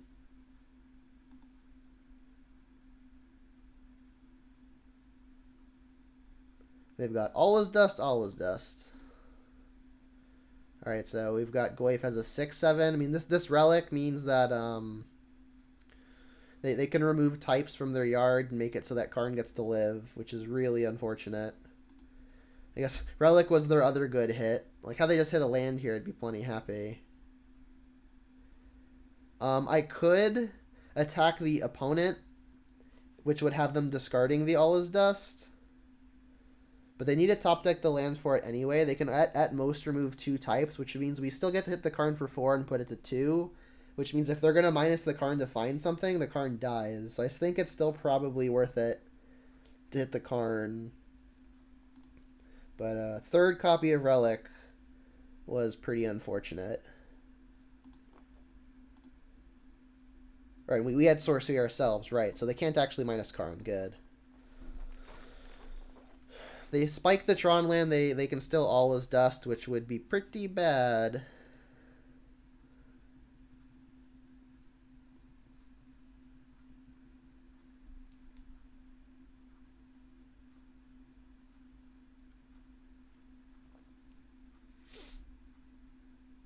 Yep. I mean, we get to Abrupt Decay that out of the way.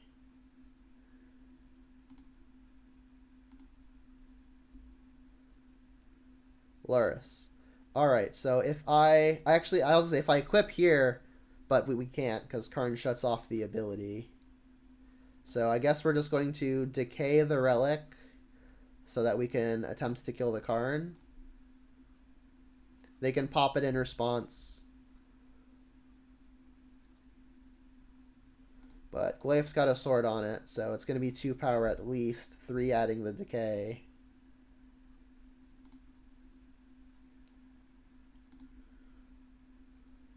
Alright, so let's kill Karn. Hit the opponent. Oh, this was a mistake.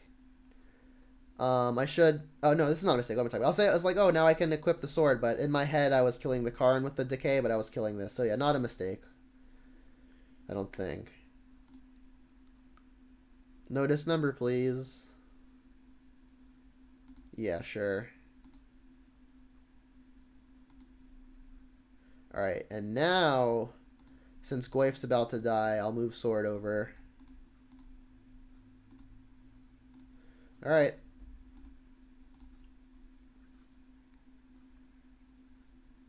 They still just have all his dust. On top of all this new stuff.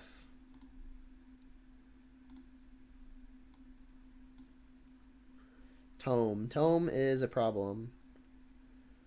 That's a good sign, at least. If they break on the land here, we get to connect. Ooh, we're gonna get to connect.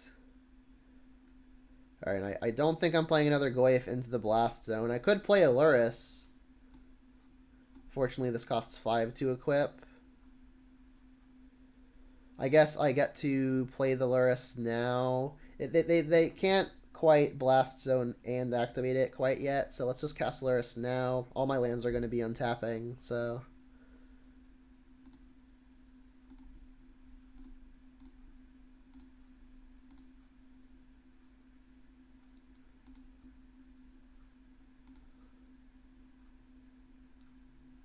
Discarded a Thought Knot. And again, I don't think I can afford to play this Glyph. I guess I'm just passing.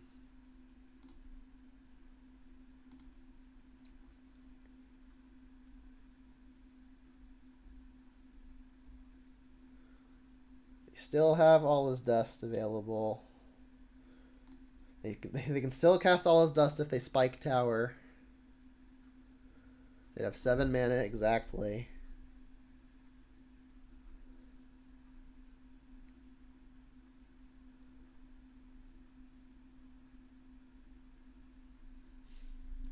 Not the Tron land they were hoping for. So if I can find untapped land, I think I win, because I can equip Batterskull.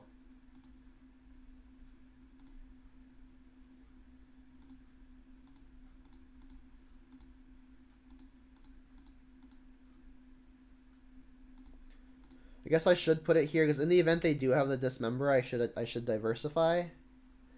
Wow, we got there. Like, I should probably put it onto the thing with the sword, but if they've got a way to kill it, it can bite me.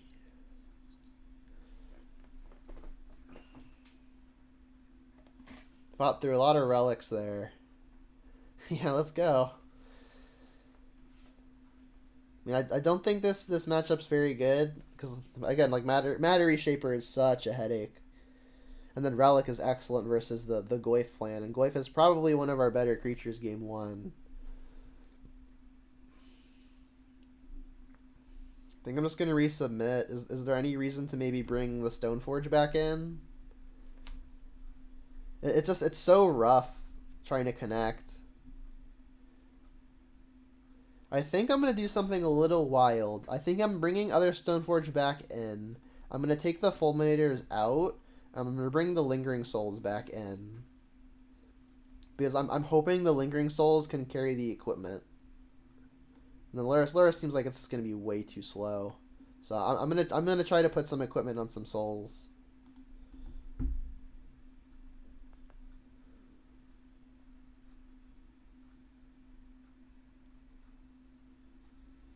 I mean, we got a little lucky last game. The opponent missed on land a few too many turns in a row.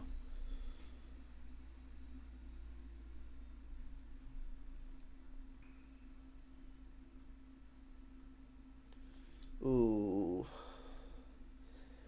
Well, we can't do anything until turn 3. It's gotta be a mulligan. Yeah. Never binning Liliana. Never binning this decay. I could just bin a land and in theory plan on hitting another hitting another one in my first 3 draw steps. I think that's the line. Just try to get lucky and hit another one. It'll be unfortunate if I miss, but I think I need all of the resources I can possibly get versus this deck. Brutal.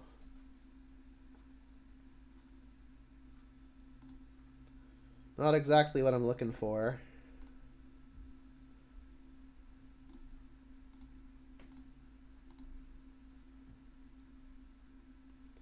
Mind Stone, brutal. Into another relic, brutal. We did hit the land. So I do think I want to use the Decay. And I can't really hit a relic with it, so I guess I should just pop it on the Mind Stone now, so they can't draw a card off of it in response. It doesn't feel great, but I don't have a much better play. I mean, if they don't have the Tron assembled and a decent creature to pump into it with, maybe Liliana can Edict the first thing. If the first thing's like a Thought-Knot Seer, though, it gets more complicated, because that would then probably take Liliana. But I mean, I do have the souls and I do have the sword, so I mean, this was kind of the plan. They didn't assemble Tron. Reshaper. Yuck. So, I guess I'm just going to Liliana Edict this thing. The other thing I could do is I could Liliana Plus, but I don't know how I'm going to work through this Reshaper otherwise. I could just play Plague Engineer, but Plague Engineer doesn't even trade with this thing. If I play Liliana and Plus, it just gets attacked, so Liliana doesn't actually convert to a creature in that way. It doesn't convert to killing a creature that way either. I could play Souls now. I'm aware that Relic could hit the second half of Souls, but we're still a turn off of equipping a sword.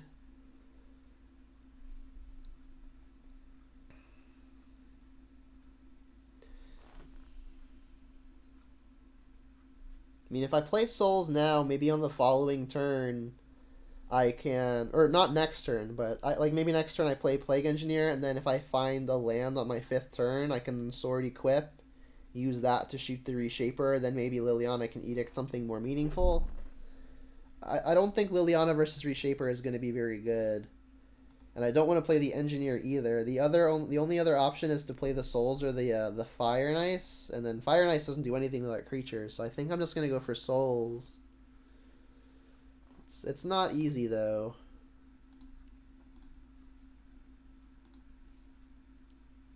And also, if like the opponent plays a Planeswalker, having creatures in play to combat it is probably reasonable.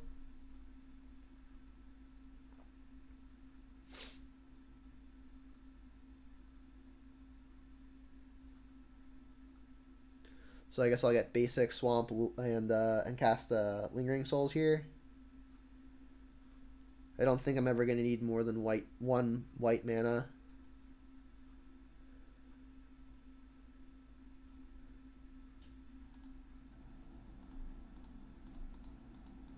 And Relic will eat the second half of this.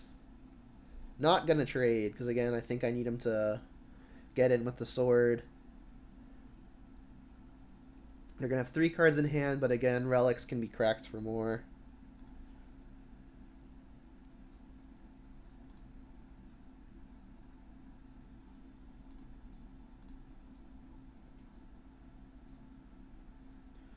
That's not a Tron land. It is a land that can cast Karn, though.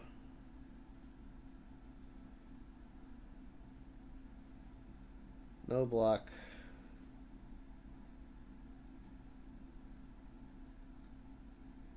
Karn, Thought-Knot. Darn.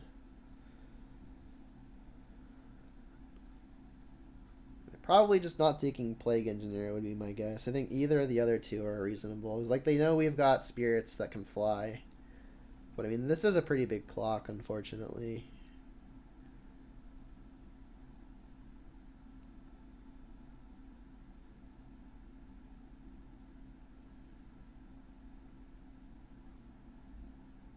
Took the sword, yep.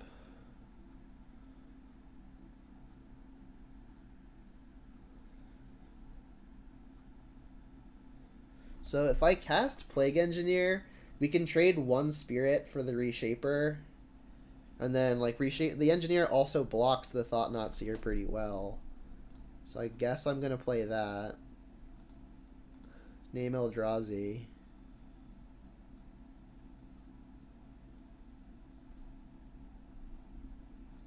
And Marsh Flats is the land that they don't know of, so maybe I should just play the Forest. Marsh Flats may want to combo with a Fatal Push though to take down this Thought-Knot Seer. So I mean, I could just play Marsh Flats and not sack it. I think I'll do that. And then I could attack for 1 here. I mean, if they've got a Ballista, they're just going to shoot down all my spirits or my Engineer anyway. So I'll get in for 1. Plan on trading the Reshaper for my other spirit.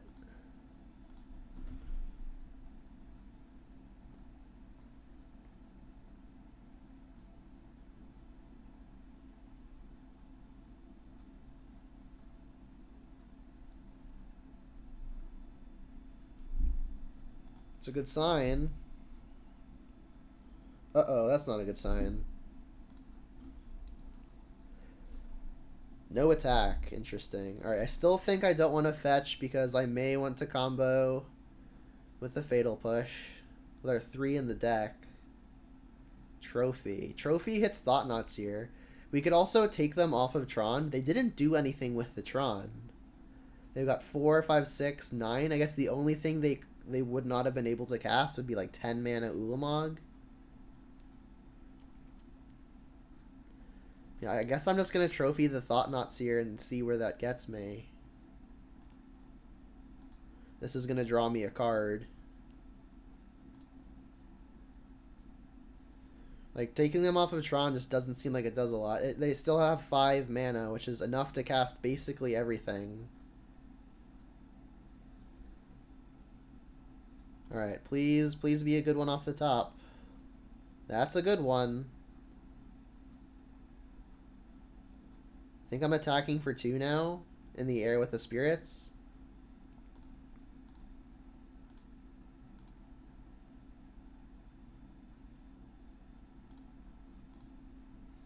And then I'm going to get probably a sword.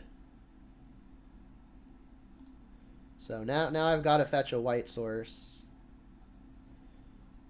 Is there any reason to get basic plains? I think shocking might actually be bad, so let's just get the basic plains. And then I'm gonna play the land. They know of it already.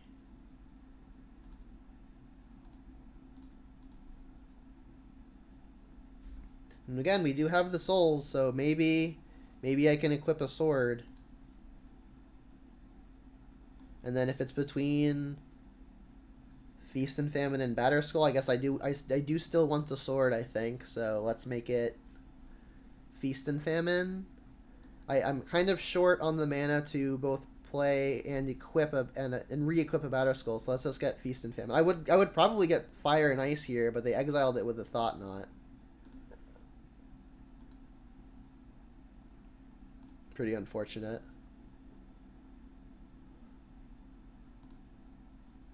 All right, we're in the get lucky part of the game. Map. I guess this gets Blast Zone. Blast Zone could be bad. Yep. I mean, they apparently don't have anything else. I'm not about to like kill the Matter Shaper and let them find something else. I guess this can target them. At least give me some info on what would happen. Mind Stone. That's just a redraw. I still don't want them redrawing to action. So I guess what I do here is play sword, equip sword, untap all of my lands. Play Liliana plus. I get to leave my Stoneforge untapped if I just cast the sword. I mean, this was the plan that I sideboarded into game 3, was try to Was try to get in with my flying spirits and the swords. Is there any reason to attack all? No, they definitely trade here. And if I'm attacking with justice, they're trading and digging towards action. So I don't think I'm interested. Hit you for 4, untap my lands, you'll discard a card. Like, it's gotta be just more lands. Yep. Maybe I don't play the Liliana because then I could get all is dusted. If they had all is dust, they'd have casted it already. Their hand's got to be all lands. Let's just play it all.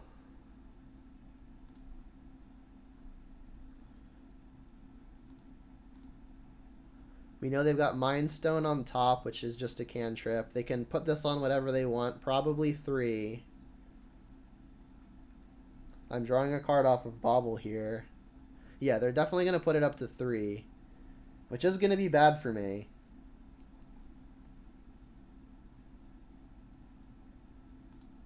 They'll pretty likely just use it immediately. 3 is going to kill their Matter Shaper as well, of note. Del Rey, come here. No.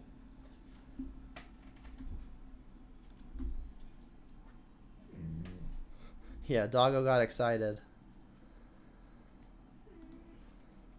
Alright, so they've got nothing left. I'm aware of my clock. I don't think it's going to come up. Jeez, that's not good. I guess let's just lead on attack. That'll force them to use the Spell Bomb. Or, sorry, use the Blast Zone.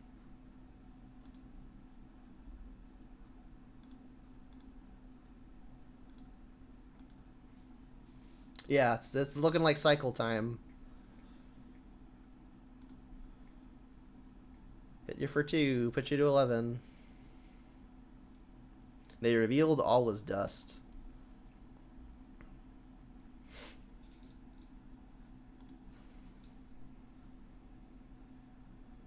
They still have the redraw off of the Mind Stone.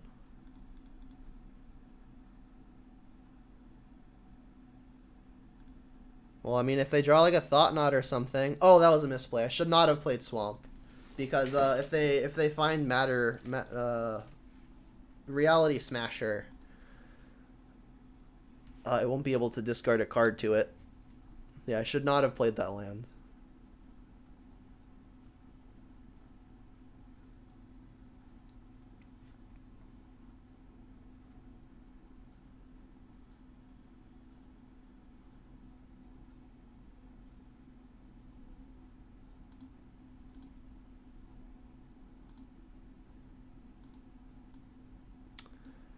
Uh-oh.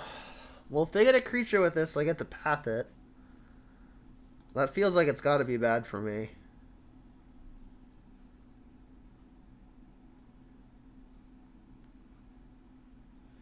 Yeah. So when it enters or leaves.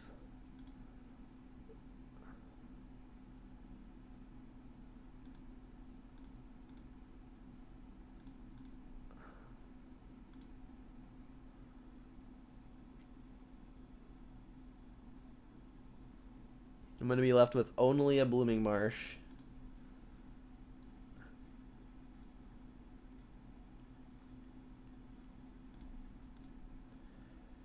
Which is bad, too, because I can kill the Karn, but then they get to just all as dust me.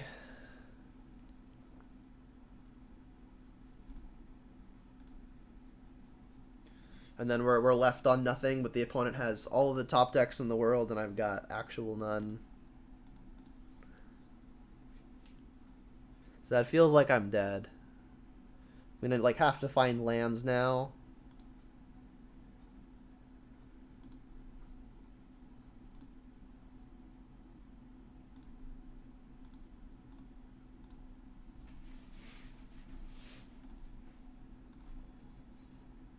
So now they can just all as dust me to go for the perfects. I mean, if I find a land and do a Goyf and they just actually find nothing... Alright, we're dead. Very, very dead. Brutal. Alright, I'll be back in like 10 seconds.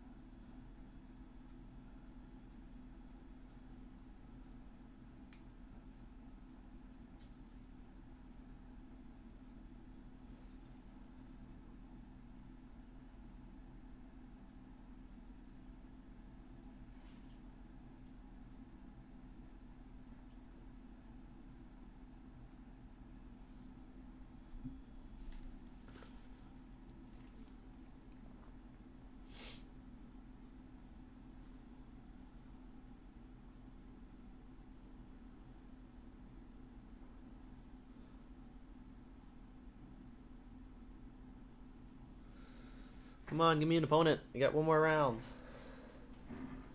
There we go.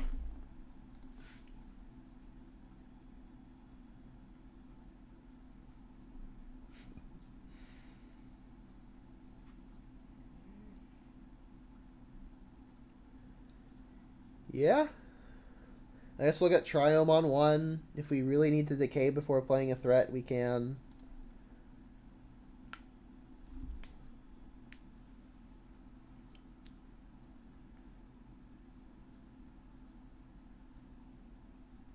Maybe we'll look into 5. Well, I hope that doesn't mean they're Tron again.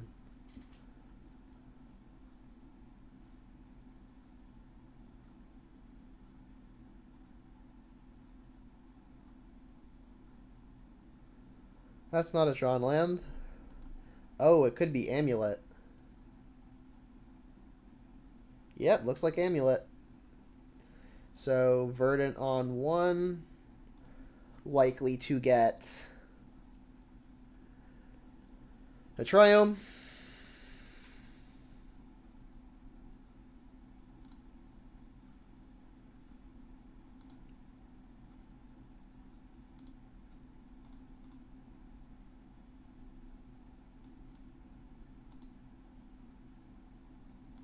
And then decaying this doesn't seem very useful, so I guess I'll just Stoneforge, maybe try to get a Feast and Famine going.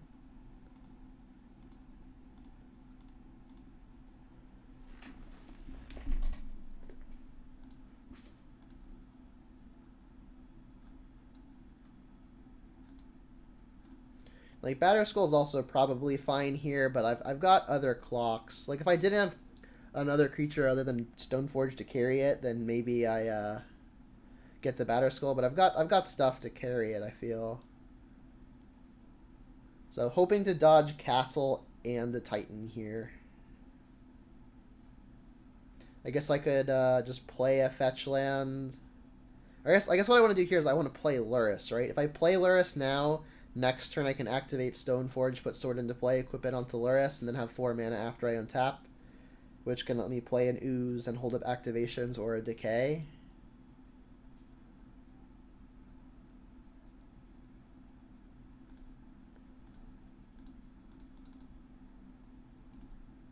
Unfortunately, no Bauble in sight to begin comboing. Alright, so we want to avoid Titan this turn. Next turn, too, ideally. The Castle Garenbrig would be the way they get to it right now.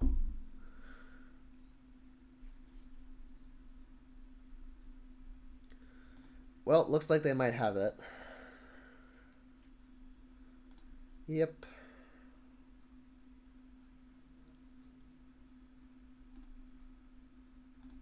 I mean, the sword gets us past Primeval Titan as well.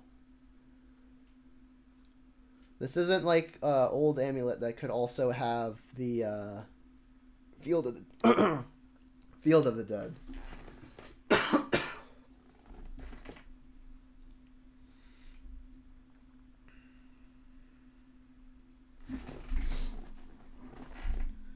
Valakut the Molten Pinnacle is still a concern if they can find a Dryad.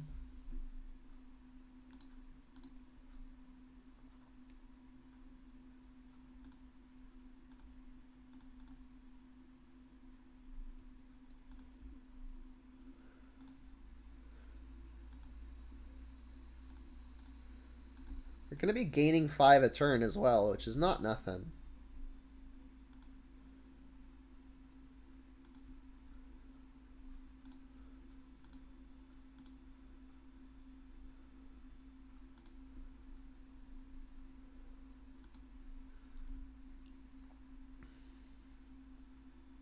And then hopefully we can use this Inquisition to keep them off of a Dryad of the Illusory Grove, because that would be how the Primeval Titan threatens us really quickly. Right, and that pact would have probably gotten Titan. Or probably gotten the Dryad. So I guess, do I want to keep up a Decay or play a Scavenging Ooze? I think probably just play another threat to something that attacks. Like, decaying the Arboreal Grazer doesn't seem super useful. So they're going to have to pay for this pact not to just kill them.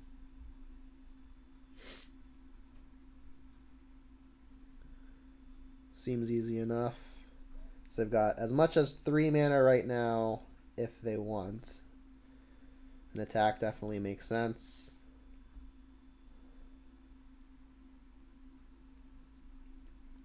So what they might be doing now is setting up their next Titan. They can maybe get the land that combos with this to give a Titan haste. So gonna have to be wary of that.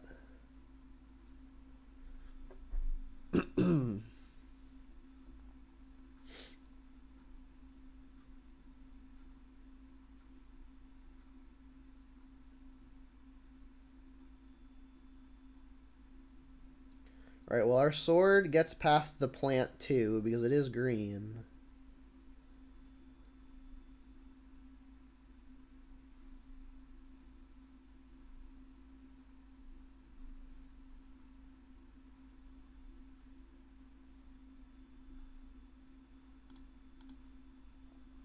And they bounce the Colony Guard into their hands. Their hand is Colony Guard and Teleria West and something.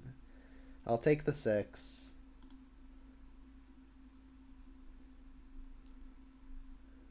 We've got him on a 3-turn clock. Without the Dryad turning all of their stuff into mountains and Valakut, making everything a bolt, this is something we can reasonably race as long as we've got protection from green.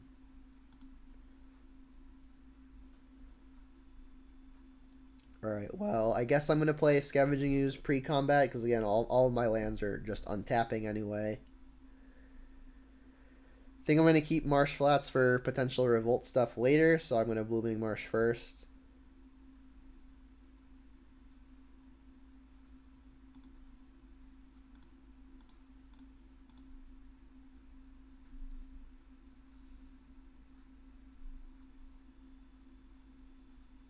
And then I could equip Sword to Scavenging Ooze, because 3 power trades with about anything. But this only hits for 4 while I can't eat anything, and this hitting 3 times is a whole turn faster. So I think it's still probably good to keep it on the Lurrus.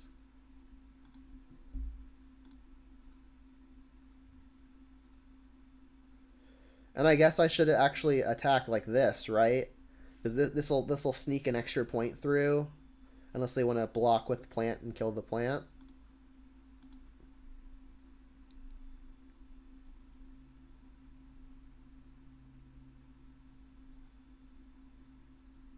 Sure.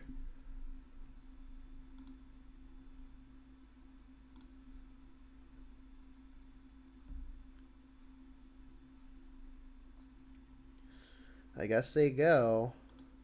I could have eaten things. I could have eaten something there, or I could have also like decayed before attacking. But I think Abrupt Decay might be better used for something else, specifically Dryad. I really need the Decay to kill the Dryad if they find it.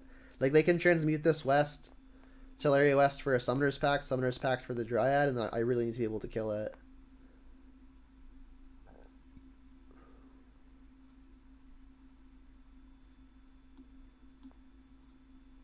Yeah.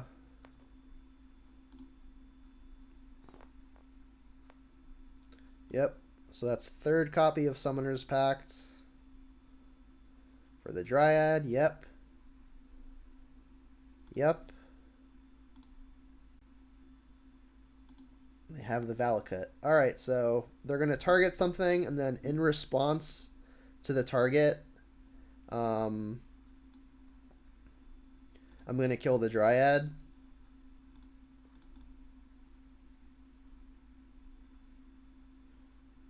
Which means they no longer control 6 or more mountains. They will not bolt me.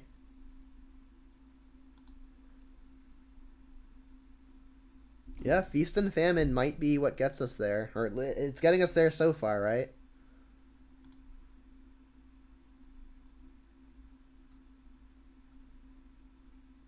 What can they do now? Next turn they have to pay for a pact again, but that's easy. They just tap these 2 lands. They'll still have 1, 2, 3, 4, 5, 6 mana for creature spells.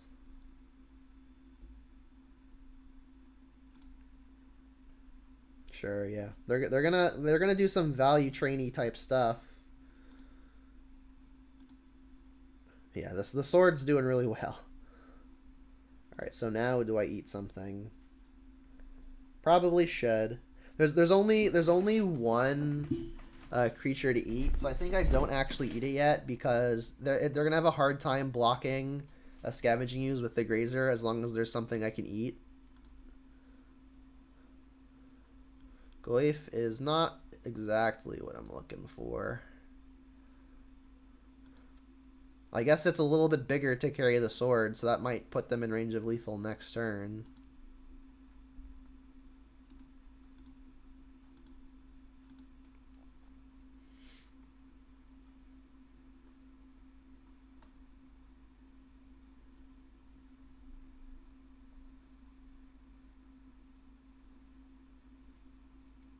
It looks like they're within range of lethal next turn anyway. I wonder if they play like main deck engineered explosives. Maybe that's something to begin playing around.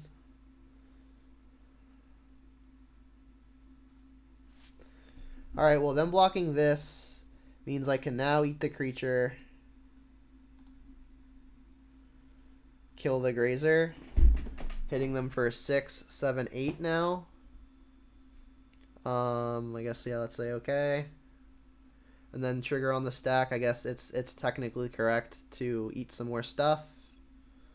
So, sure, let's just eat a Teleria West. Why not? And I guess I can use other Scavenging Ooze to also grow to a 3/3. So if they play a another Grazer, it doesn't block well.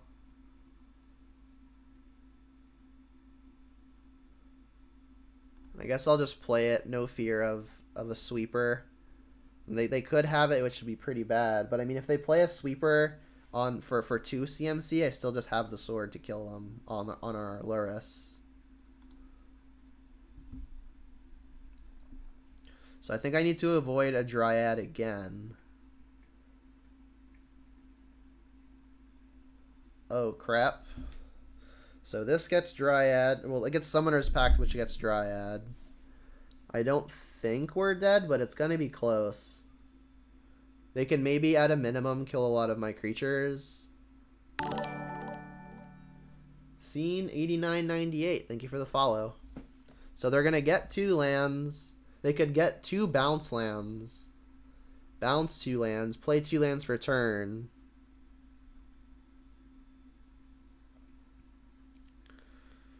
I should have moved Sword over to the untapped thing is what I messed up on.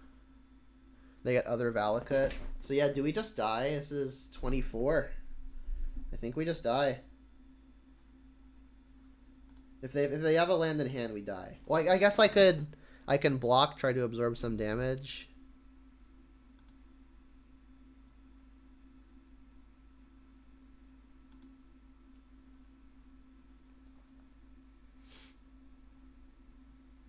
I think we're exactly dead because I didn't move the sword.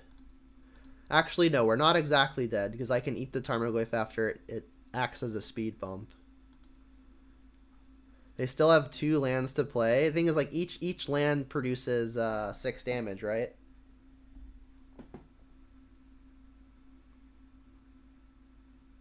I'm just dead. Had I equipped the sword, would it have been different? No, right? I could go up to 8. I'm still just dead. They bounce a land, play another land. Brutal. Yeah, I mean, they needed the Dryad. They top-decked other Teleria West, apparently. Damping Sphere for sure. This can hit the Amulet. Don't know how good that is. This doesn't do anything. Ashiok is good for sure. Fulminator is good for sure. Don't think Explosives is going to be good enough. Let's cut a Luris. Probably cut a Souls, or both of the Souls. Ooze seems pretty bad. One more cut. Fatal Push. Sure. Yep, we connected with that sword like 6 times, but we were a turn too slow, and the opponent top decked. Because I died. They put me to like -4. So even had I moved the sword over and eaten the thing, I'm still at -1.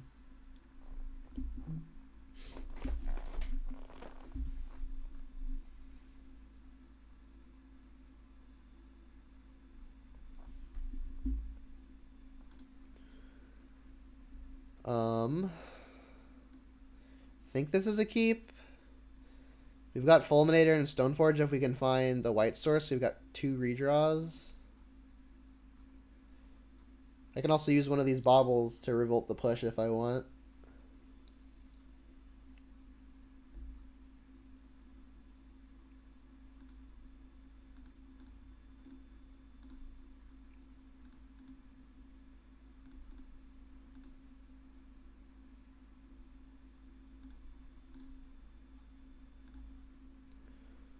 Castle Garenbrig, yep.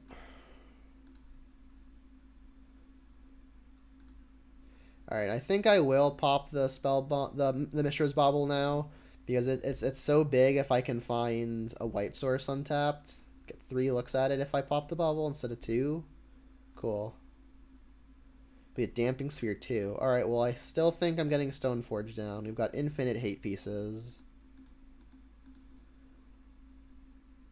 I think I'm just going to do the same thing as last time. Let's get Feast and Famine.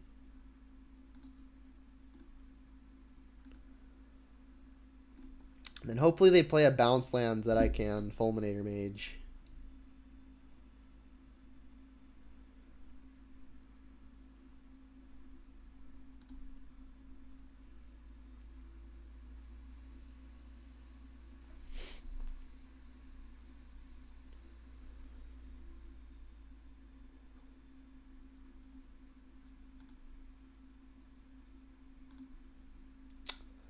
Well, if I play the Damping Sphere, that is going to be a way to make sure Amulet doesn't do anything ridiculous. I mean, I guess I could just also play a Tarmogoyf and intend on putting a sword on there. I think playing Fulminator is probably just safer. We also don't have to use the Fulminator yet. We could wait until they play a bounce land and put a bounce trigger on the stack. Make it even worse for them. The downside of, I guess, not using it now is maybe they get to play a 3-mana thing, like a Dryad or an Azusa. But I can still just pop it in response to any triggers they create.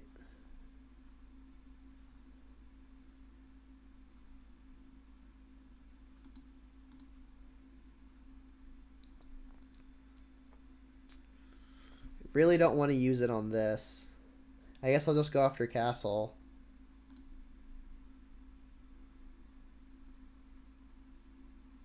So this timing actually just doesn't make sense then, right? I should have just waited until they move phase. So that was bad timing.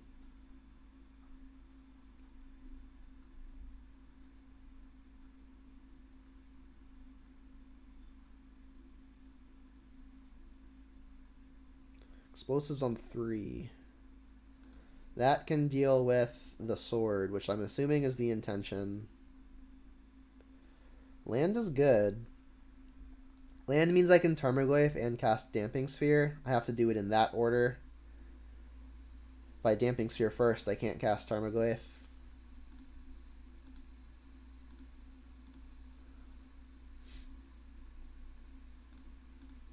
And then I hope for no other copy of Engineered Explosives.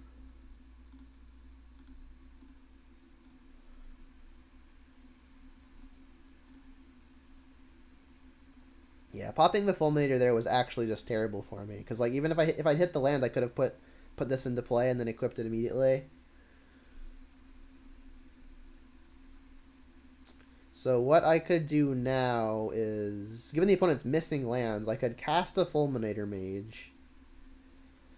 and then pass, and then on my opponent's turn, when I'm no longer being taxed, I can sack it for revolt in order to push this. It'll be awkward if the opponent's got a Veil of Summer, though.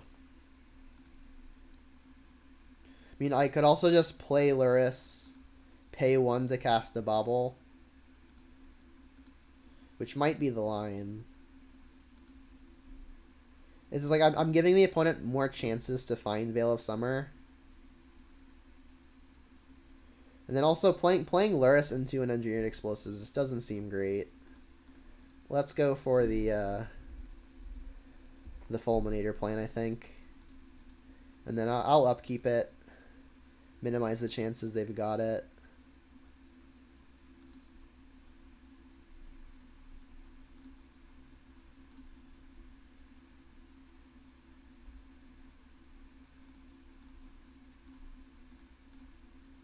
Please no Veil.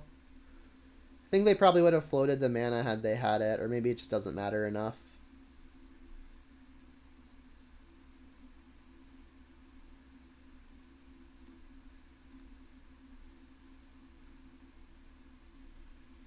Okay, so this is looking like probably just jam both.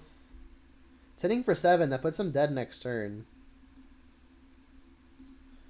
And then I can play Luris, cast a Bauble. They can pop their explosives, but if they're popping explosives just for a Luris, I'm pretty happy about that. Maybe it clears the way for an Ashiok or a Liliana of the Veil.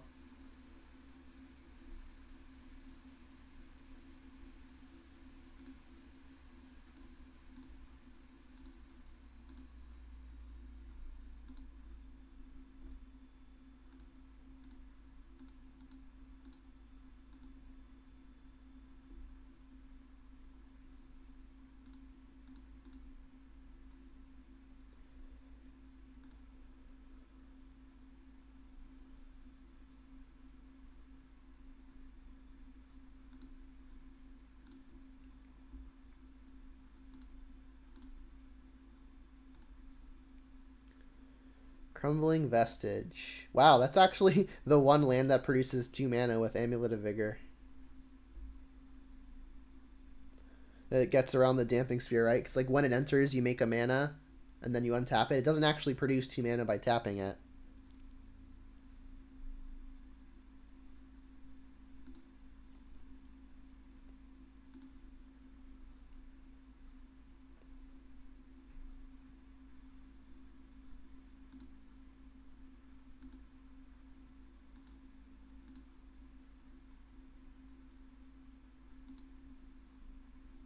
Alright, we won.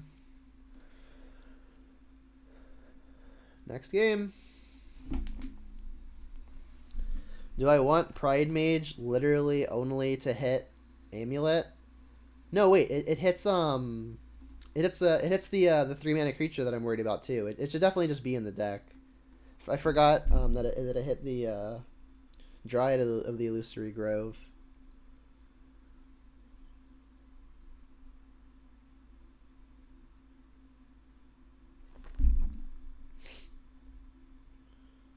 I guess I will cut a Bauble. Yeah. This is game 3, match 5. Ooh. So we have our 2 more painful lands. The only 2 pain lands in the deck. But we can kill most things. We've got a threat and we've got Ashiok. So, I mean, this is probably just a keep.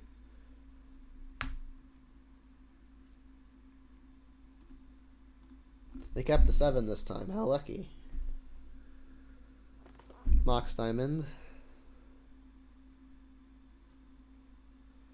I guess this can get the Triome.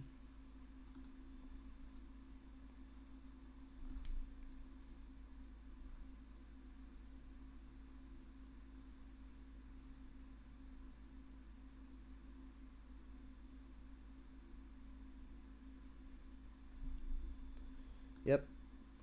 Oh no, they're going to give our Boreal Grazer double strike.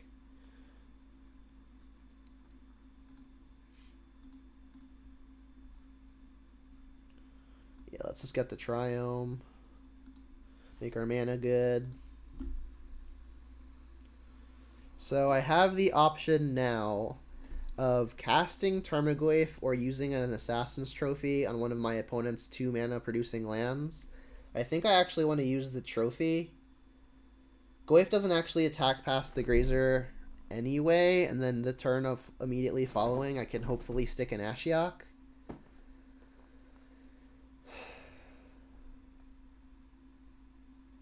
It's actually kind of close what I want to do here. I play around Veil of Summer better by just going the Tarmogoyf route, and the opponent can't actually Titan me next turn anyway, so maybe that's reason enough to just get the Goyf down. And then next turn, I can always Ashiok targeting myself, because Ashiok doesn't exile my own yard, and that in theory will grow Goyf past 3 power and can hopefully get us past the Grazer.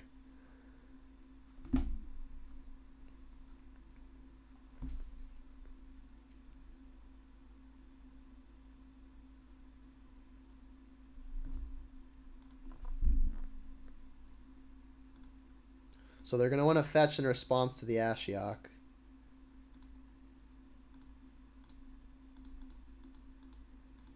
If not, we get them.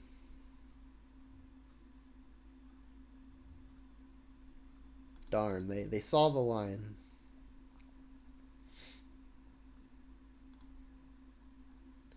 So... Oh, they're pacting in response? I guess they do have to pact in response, because otherwise they wouldn't be able to search. They can't, however... They can't cast the tracker yet, because they're going to need the 4 mana. How funny would it be if we could trophy their land here and they just, like, couldn't pay? They could still have Veil of Summer, and I do want to attack past this Grazer, so I think with this first activation, I'll target myself. Yep, and we're 3-4 now. We milled Feast and Famine, though. That's unfortunate. Brutal.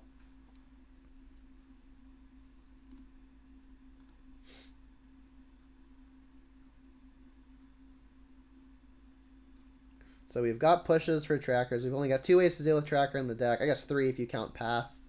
Well, there's way more than that, right? Like, there's this trophy, there's decays.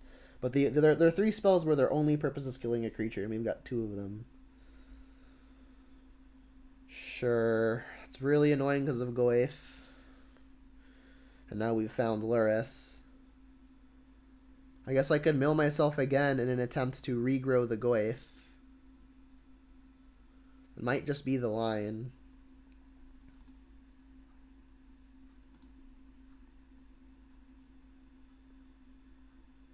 Creature, sorcery, land. Yep, that counts. If I play Lurrus, we can start recasting Kasali Pridemage, which seems good.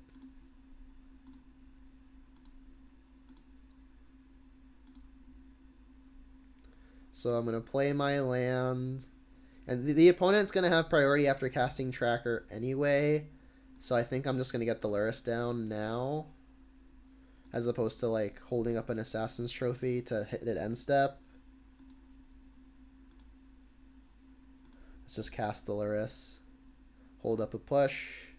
Like, I can push the Grazer, which I might do. I'm feeling good this game.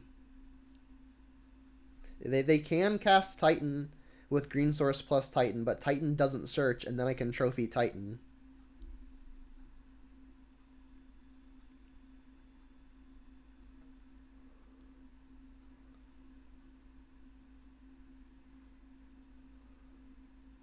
There's the tracker that we know about.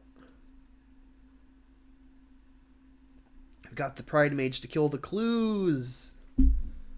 Got him.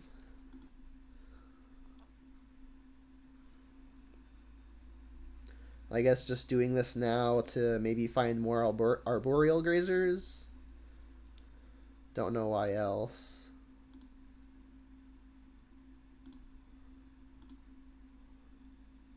Fetchland. Fetchland is nice. We can now revolt for free.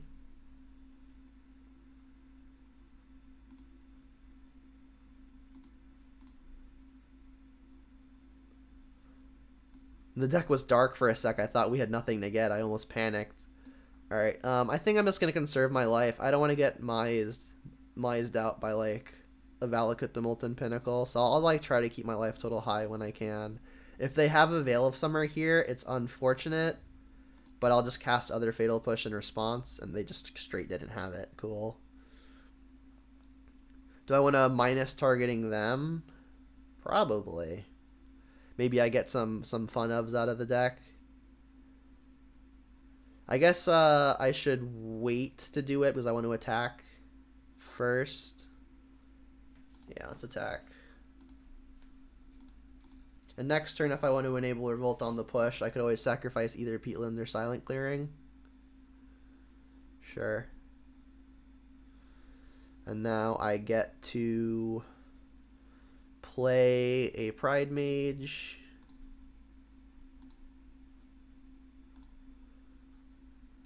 I guess I should minus. It's dying to bolt anyway if that's what they've got to deal with Ashiok. We hit Amulet, Teetering Peaks, a Titan, and an Explosives. Hitting Explosives is nice.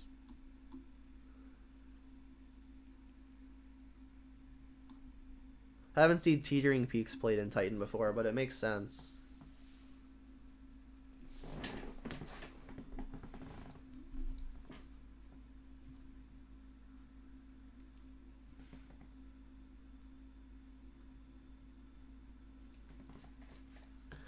Dryad. There's no Valakut yet. What's up, Chaos? So they can give their thing +2/+0 haste if they really wanted.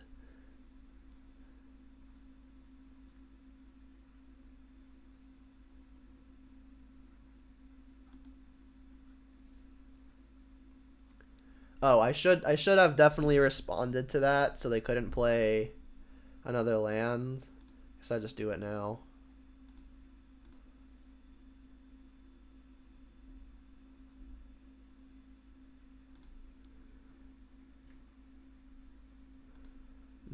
We don't have him quite dead yet. We're one off.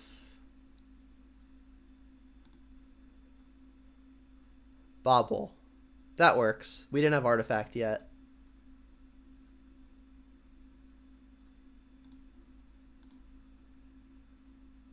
They got Summoner's Pact on top. Don't think it's gonna matter. Boom! Victory! Alright. We did the classic black-green 5-0, which is of course a 3-2. Perfectly solid. I guess I'll do a quick deck tech / summary for purposes of the recording. This is my first recorded Abzan League, and it was a lot of fun. Stoneforge is a pretty cool card, and it definitely adds some consistency that things like Jund don't necessarily have, because you are able to tutor aces like Batterskull, Fire and Ice, and Feast and Famine, and even sideboarded swords if you play those. Because like when you play one of these things, you effectively have 5, right? Because Stoneforge tutors for it and gets it into play under counter magic, which is pretty sweet. So I mean, I like the consistency that the Stoneforge package provides. The Lurrus was actually very good in this pile. I liked it a lot. I mean, we were able to cycle through Mishra's Baubles on multiple occasions, and that was really nice. The Glyphs were still just the biggest generic beater possible, and I gotta say, I enjoyed the split of 3 Inquisition, 3 Thoughtseize. I found the Thoughtseizes a lot, which makes sense because I have a 3-3 split as opposed to 4-2 favoring Inquisition like I would normally do. But there were I think 2 or 3 matchups where I would definitely prefer having Thoughtseize over Inquisition that we faced, and that I ended up finding in a couple of games more than one Thoughtseize, and they did well every time, taking something that Inquisition may not have been able to. So I like the split that KoDiamonds has established here. I also really like the 2 copies of Lingering Souls. We saw it have some funny uses versus Eldrazi Tron, hoping to carry swords with it when their whole deck is colorless pretty much, so that was kind of cute. And also, obviously, just really good in mid-range battles where you don't expect to be able to connect with the swords when the ground is all gummed up. But, I mean, the sideboard did pretty well. I brought in everything pretty much at least once, and every sideboard card was used effectively. The matchups that we lost were Eldrazi Tron and Elves. I think both of those are probably not super favorable matchups. I think the Elves matchup is probably fine, But I didn't see any of the ace sideboard cards for that matchup, and they kind of just had the very consistent nutty hands that Elves tends to produce. So I don't think necessarily a knock on this deck. Maybe I should have mulliganed more aggressively for those hate pieces instead of keeping serviceable 6s. So that's going to be it for this recording. Thanks all for watching. I hope you had a good time viewing the video. So until next time, I can't say Jund out. I can't say Rocket him out. Abzan him out? I'll go with that. Have a good one.